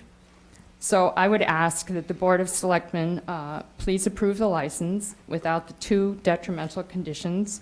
And I believe that the neighbors will be pleasantly surprised. And if there is an intolerable condition, you have the ability to change the conditions. Please don't hamper access right out of the gate. Thank you. Thank you. Mr. Levitan, and after Mr. Levitan is Mary Rourke. I'm Fred Levitan, Precinct 14 Town Meeting member and a member of the Advisory Committee. I'm really proud of Brookline tonight, especially proud of my Board of Selectmen as well. Even proud of Nancy for coming up with these ideas that I think are fakakta ideas, but I think they need to be looked at. I really am, Nancy. I don't agree with you, but I'm extremely proud that you would go to bat for the people in this town the way you have and the way you've consistently done that. I think that there's no reason to limit Sunday hours. It just doesn't make any sense to me. I don't see the reasoning behind it, and I don't think that appointments will work for patients, and I don't think it works for the business. And I think we want to have patients have the ability to come in here, do their business, and go about their business. And I just don't see hampering people that are ill helps anybody. It doesn't help the town, it doesn't help the people.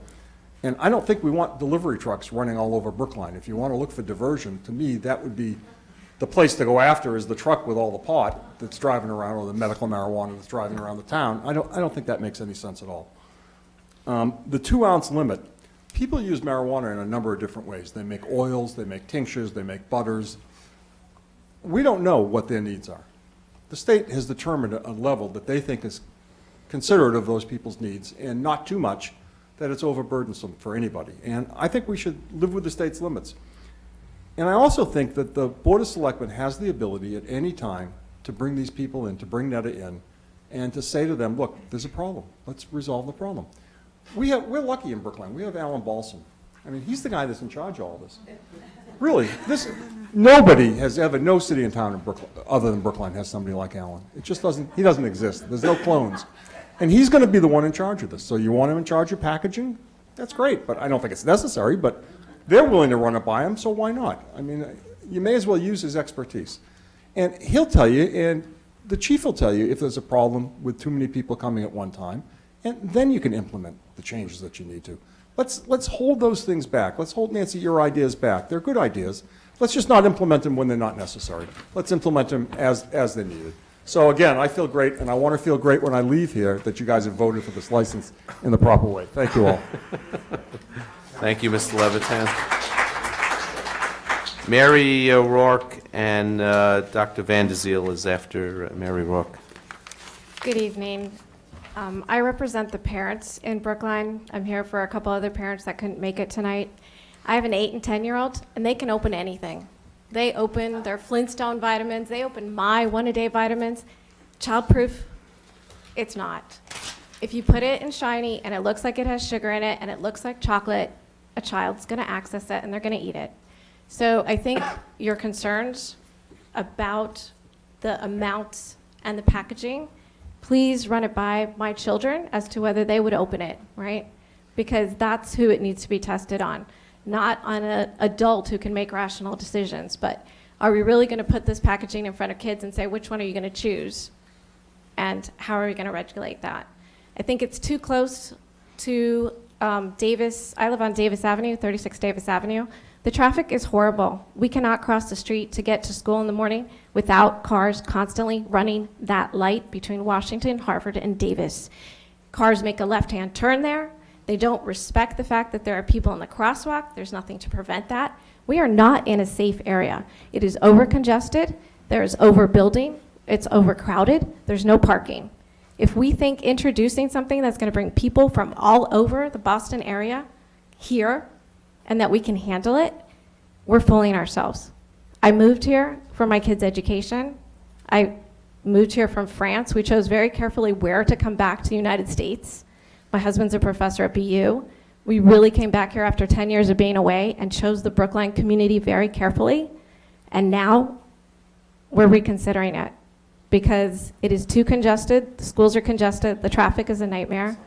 And there's going to be more congestion problems with a facility like this. And so please, I ask you again to consider the children. Consider the 2,000 high school students that are less than a half a mile away. Consider the ones that get stoned in my neighbor's parking lot when the parents are gone. I know what they're doing, because if they were just smoking, they wouldn't just be in their car. So please take it under consideration, and thank you for your time. Thank you. Dr. Van der Zeel, and after Dr. Van der Zeel is Dan Saltzman. So I'm Cornelia Van der Zeel. I'm a retired OBGYN. I live at 100 Walcott Road. I'm a town meeting member representing Precinct 15. I also am a commissioner on the Commission on Diversity, Inclusion, and Community Relations. I want to be very clear that I'm not speaking for the commission here, but I am speaking for Brookline PACS. I am on the board of Brookline PACS as well. Brookline PACS strongly supports and has supported all along a marijuana dispensary under the state regulations, and I just want to reiterate that. We feel there's an overwhelming, compassionate need for medical marijuana. I don't want to go over the votes and all that sort of thing. The Brookline site, as someone else has said, is really as good as I think we can get in the town of Brookline. And I want to also say that I am opposed to restrictions on limiting the amounts of marijuana, medical marijuana dispensed that is less than what the state mandates. Also, the restriction of appointment only, I think, is unreasonable. Many of these people who use medical marijuana are ill. They have multiple appointments. I'm a doctor. Patients waited to see me. I wait to see my doctors, and I never really know when my appointment's going to end, and that really makes it difficult to make an appointment. In addition, you know, these people, some of these people have to rely on transportation that is not always reliable. sometimes the senior van, if they're relying on that. It's on vacation this week, by the way. So I think these are really important things. And I just want to remind people are talking about home delivery. Well, home delivery is not an option for certain people because of where they live. And so I think we should go with how things are and not put further restrictions on it. I really urge you to approve this and approve this soon so that we can get underway and have our own experience. In terms of diversion, there's data on that. Unfortunately, I've been out of town. I didn't have time to look up the exact numbers to give you data of diversion of these products. And I don't think my recollection is that it's really a minor problem. And the last point I'd like to make is that there is lots of data on the use of medical marijuana decreasing patients' reliance on opioids, which are much more dangerous. So thank you very much. Thank you. Mr. Saltzman, and after Mr. Saltzman is Julia Vienne. Hopefully I pronounced it right this time. Good evening. My name's Dan Saltzman. I've lived in Brookline since 2004. I have 3 kids, 4, 7, and 9, and I'm a town meeting member in Precinct 6, which is where the dispensary will be located. First of all, I want to say emphatically, I want to get everybody their medicine, and anybody that would imply otherwise, it's incredibly offensive to me that anybody would think that anybody in this room does not want to get everybody the medicine that they need. We have to consider the neighborhood, and that's what I'm here to ask you to do. Why do we have to consider the neighborhood? Because this is not a CVS. There are hundreds of pharmacies within this area. That's what makes this different. Hundreds of them. There's going to be one of these. It's a big difference. I don't need to explain that any further. There is only one registered marijuana dispensary that is going to be in this area, and that's why this is different than a pharmacy. This is also not Western Massachusetts. This is Brookline Village that we're talking about. Again, we're just talking apples and oranges here. It's not a pharmacy. It's not Western Massachusetts. It's Brookline Village, and it's the only regional registered marijuana dispensary that will be in this area. As we've heard from Netta tonight, we need to move cautiously. I want to get everyone the medicine that they need. Make no mistake about that. But we need to move cautiously. It's a big step. We have to get it right. Let's implement this with delivery and with appointment only. If there are any issues, contact me. I'm a town meeting member in this neighborhood where this dispensary will go. I will make sure that everyone gets the medicine that they need. If there are any issues, you contact me, and we'll be right back in here, and we will figure out how to do it so everybody can get what they need. Thank you. Thank you. Ms. Vienne, and after Ms. Vienne is Juliet Eastland. Hi, I'm Julia Vienne, 60 Davis Avenue. And I just think, if this is going to go forward at all, it should be definitely done with these restrictions because this is a very residential area. As the police officer before said about the other dispensaries, those are all in sort of industrial, out-of-the-way places with lots of parking, and this is not at all like that. And the parking lot is horribly inaccessible. I mean, I don't know how someone in a wheelchair, like this gentleman over here, could possibly use that parking lot. So, I mean, I don't know why they shouldn't all have home delivery if they're really sick. I mean, there's just no way that a wheelchair can go up that slope. So you're endangering people's lives by allowing them to use that parking lot.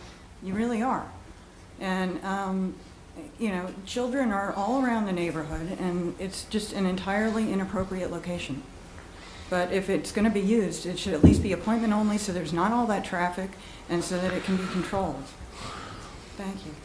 Thank you. Ms. Eastland, and then after Ms. Eastland is Sarah Wunsch, and Ms. Wunsch is the last speaker who has signed up. Good evening. Thank you. I'm Juliet Eastland. I live on Davis Avenue. I am a Brookline lifelong native. I have 2 kids. And I agree, we are a compassionate community. We did vote for medical marijuana.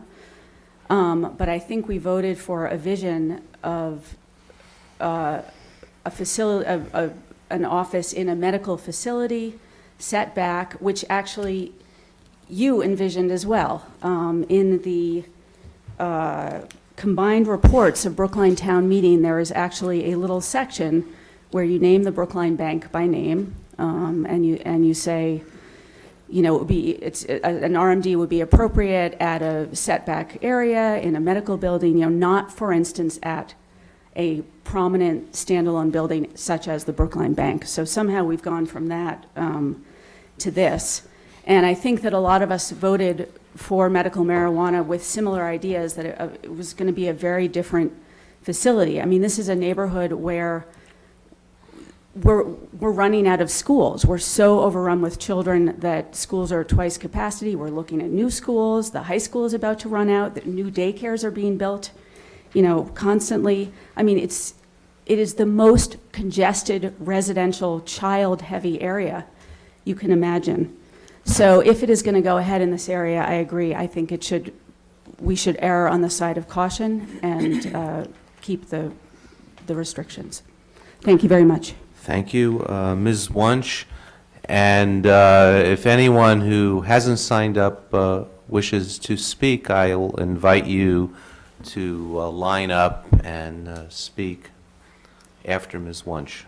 Okay. Thank you. Sarah Wunsch. I live on Brook Street in Brookline Village. I want to say as a neighbor that I can't wait for this dispensary to open. I can't bear how long it has taken. I know that you've put a lot of hard work into this, and I can't wait for it to open, not because I need it, because right now I don't, but I might, and each of us might at some time, but because we care about our friends and neighbors and others who we don't know but who we know are suffering, and we've heard from them tonight. I'm not a doctor and I'm not a patient needing medical marijuana, and I'm not going to be able to speak the way those people have tonight. But I want to say that I oppose those 2 proposed license conditions, the 2-ounce limit and the appointment only. I think we've heard in a very moving way tonight how they actually create real burdens that we may not understand. But there are some things I understand. I live in Brookline Village. I take the T every day. I can't tell you how many days I am late to my appointments downtown because I'm taking the T. And I can't tell you how many times I get stuck in traffic around Brookline. We all know those experiences. And to say I have to have a specific time appointment to pick up my medicine is crazy and unnecessary and doesn't really serve any real public interest. And I think everybody has said, if problems develop, you're here. Alan Balsam is here. The police chief is here. Those problems will be raised and discussed and dealt with, but don't create imaginary problems. The fears about children. Look, we all care about kids. We all care about kids being safe. But the opioid problem and kids taking prescriptions out of their parents' drug cabinets, medicine cabinets, is a much greater problem. And it reminds me a little bit of, and this is not to cast aspersions on anybody, but there used to be huge fears about people with AIDS. And we couldn't be near them. And they couldn't go to our kids' schools because they might, infect them somehow. We're beyond that. We're above that. We shouldn't be so afraid, and we shouldn't be operating now on the basis of fear. So I hope this dispensary gets to open soon, and there are many in the neighborhood who welcome it and support it, and we're glad you'll be coming to Brookline Village. Thank you. Thank you. Is there anyone else who wishes to speak? Yes, Mr. Owens.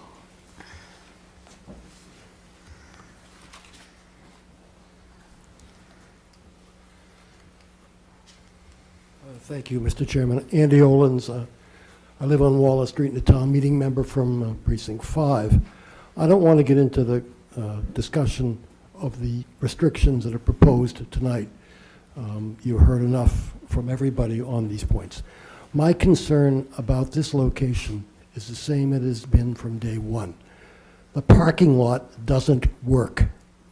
The main entrance to this facility is through the, what is now the ATM entrance area. That's where all the pedestrian traffic, all of the customers will go in.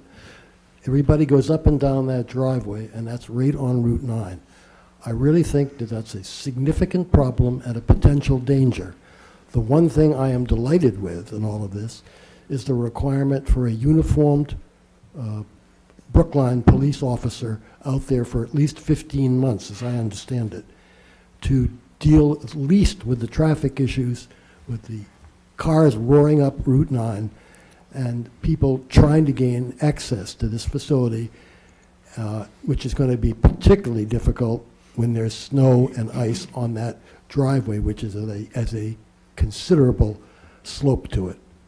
On that, I wish you luck in your deliberations. Thank you. Thank you, Mr. Owens. Yes, ma'am. My name is Elizabeth Frost. I've lived in Brookline for 50 years. I lived at 82 High Street. I'm told Jack Connors once said at a meeting, well, I think everything's been said, but not everyone has said it. I think the points tonight that have been made are beautiful, eloquent, passionate descriptions of medical marijuana use. I don't think there's a person in the room who's opposed to any of that or who wants to make getting medicine more difficult. The issue before you tonight is just the limitations of this particular problematic site. And thank you very much for keeping the neighborhood very much foremost in your thoughts as you make your decision. Thank you. And before I turn it back over to Netta, I'm going to echo something that Mr. Levitan said. He said he was proud of Brookline, and I am too. I'm just happy that everyone was respectful. We have differing views in the room, and folks were eloquent in expressing them and respectful, and that's the Brookline way we do things. So I'm glad to see we continued that tradition. So with that said, Mr. Allen. It's funny that you say that, Mr. Chairman, members of the board. For the record, I'm Robert Allen. The first line I wrote is, I'm very proud of this town tonight. So it's funny that you and Fred, not just the fact that we're so out front on this, we've been out front on a lot of issues, but these people coming out here feeling safe to talk in this community about it, and just setting up this process.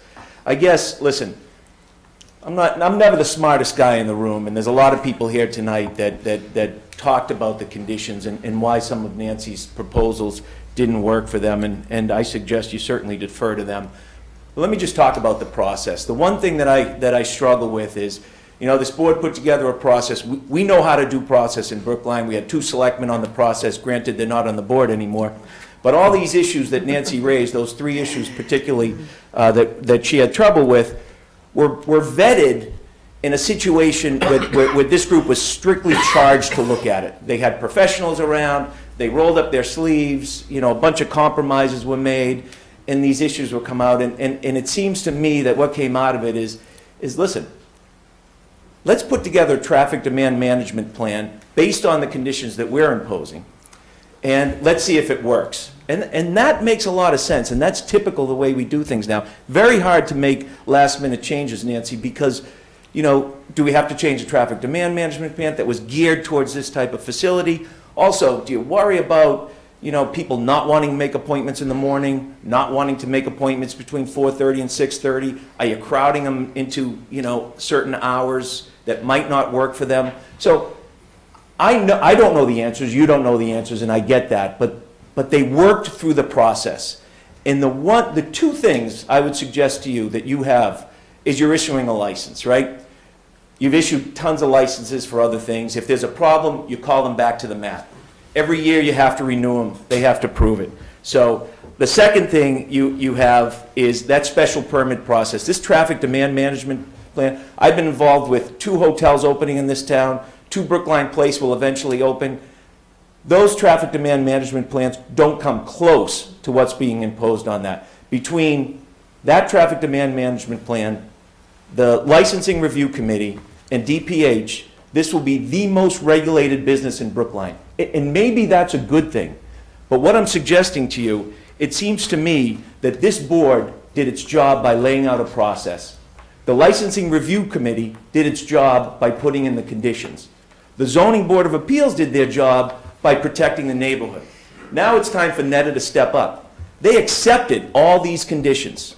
They have problems with Nancy's changes only because they were worked out in the process. Now it's time for them to step up. They accepted these conditions. Let them prove themselves, and I think they will. My office is in Brookline Village. I'm welcoming them to the neighborhood. I think this is a right fit for Brookline. I'm happy that the streetscape, you know, we're doing this whole Gateway East project, and there's going to be a number of changes to Gateway East, but that historic building will be there because we have a company that's going to keep it there. So let's support them, and I hope you, I really appreciate your time here tonight, and I hope you don't impose those conditions. Thank you.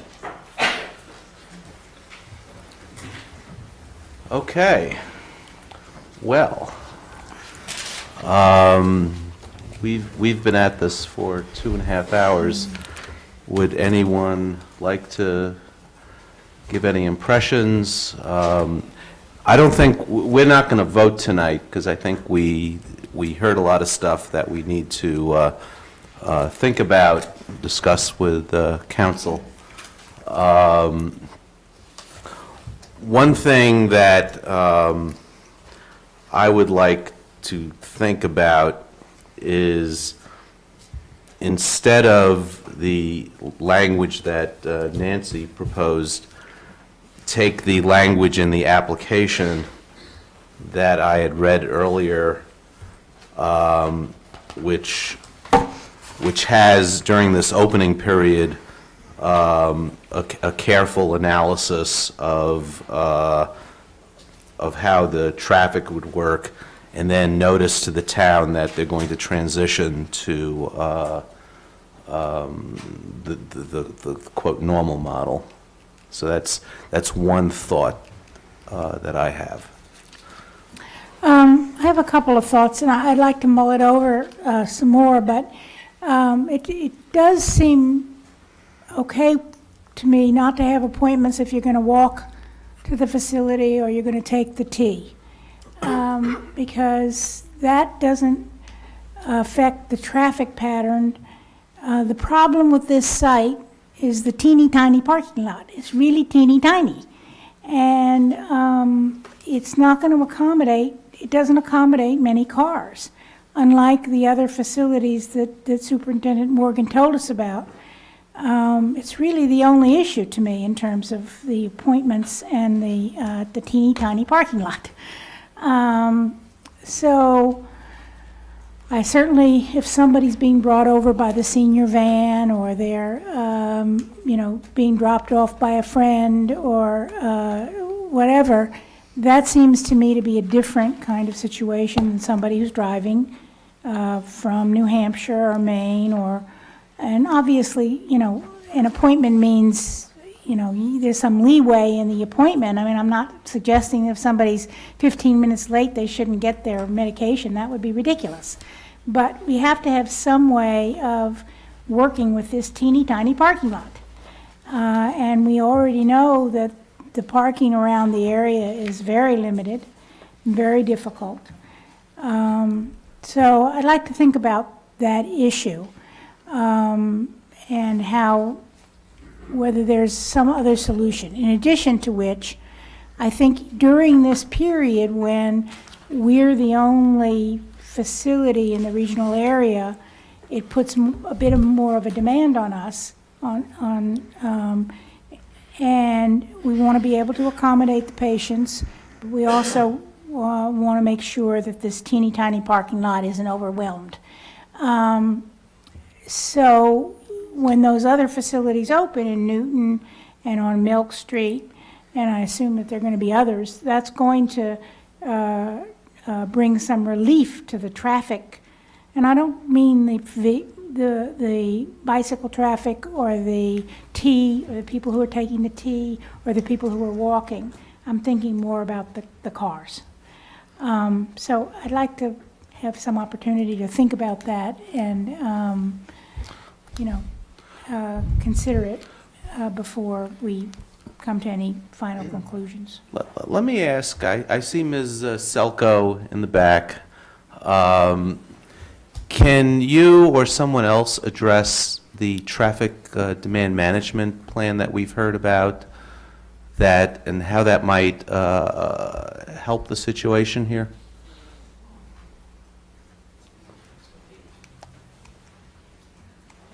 Or- Neil, could I say one other thing? Sure. Let me mention one other thing, because somebody talked about the CVS and, CVS not having a parking lot. Well, actually, in Brookline, we have a CVS with a very ample parking lot and a Walgreens with an ample parking lot. Now, we have CVSs and other pharmacies that don't have good parking lots, and so if you take the T or you're walking, but if you have to come by car, my guess is that most people would go to the one that has the ample parking lot, and it is ample. So we're lucky in that respect. Mr. Ditto. Peter Ditto, Director of Engineering and Transportation. We reviewed 2 reports with respect to this project. One was a traffic impact statement, and the other was a TDM plan. We drilled down hard in both of those reports, and the consultant saw our concerns and responded to them. I believe this plan will work. However, if it doesn't, like everybody's been saying all night, the TDM plan has processes in it to respond to these issues. So the plan gives the goals that we want to attain in the flow of traffic. It also gives performance monitoring steps. From that, it goes to remedial actions. So if any of these goals are not met, these remedial actions will be weighted and determine which one would be the best to use. I'm comfortable with this plan, and I'm even more comfortable with the safeguards in the TDM plan, that if, should there be an issue that presents a hiccup, that it can be solved. Okay. Mr. Franco? One of the things we heard overwhelmingly throughout this public hearing was about people's opposition to this 2-ounce limit on product being able to walk out of the NETA facility with.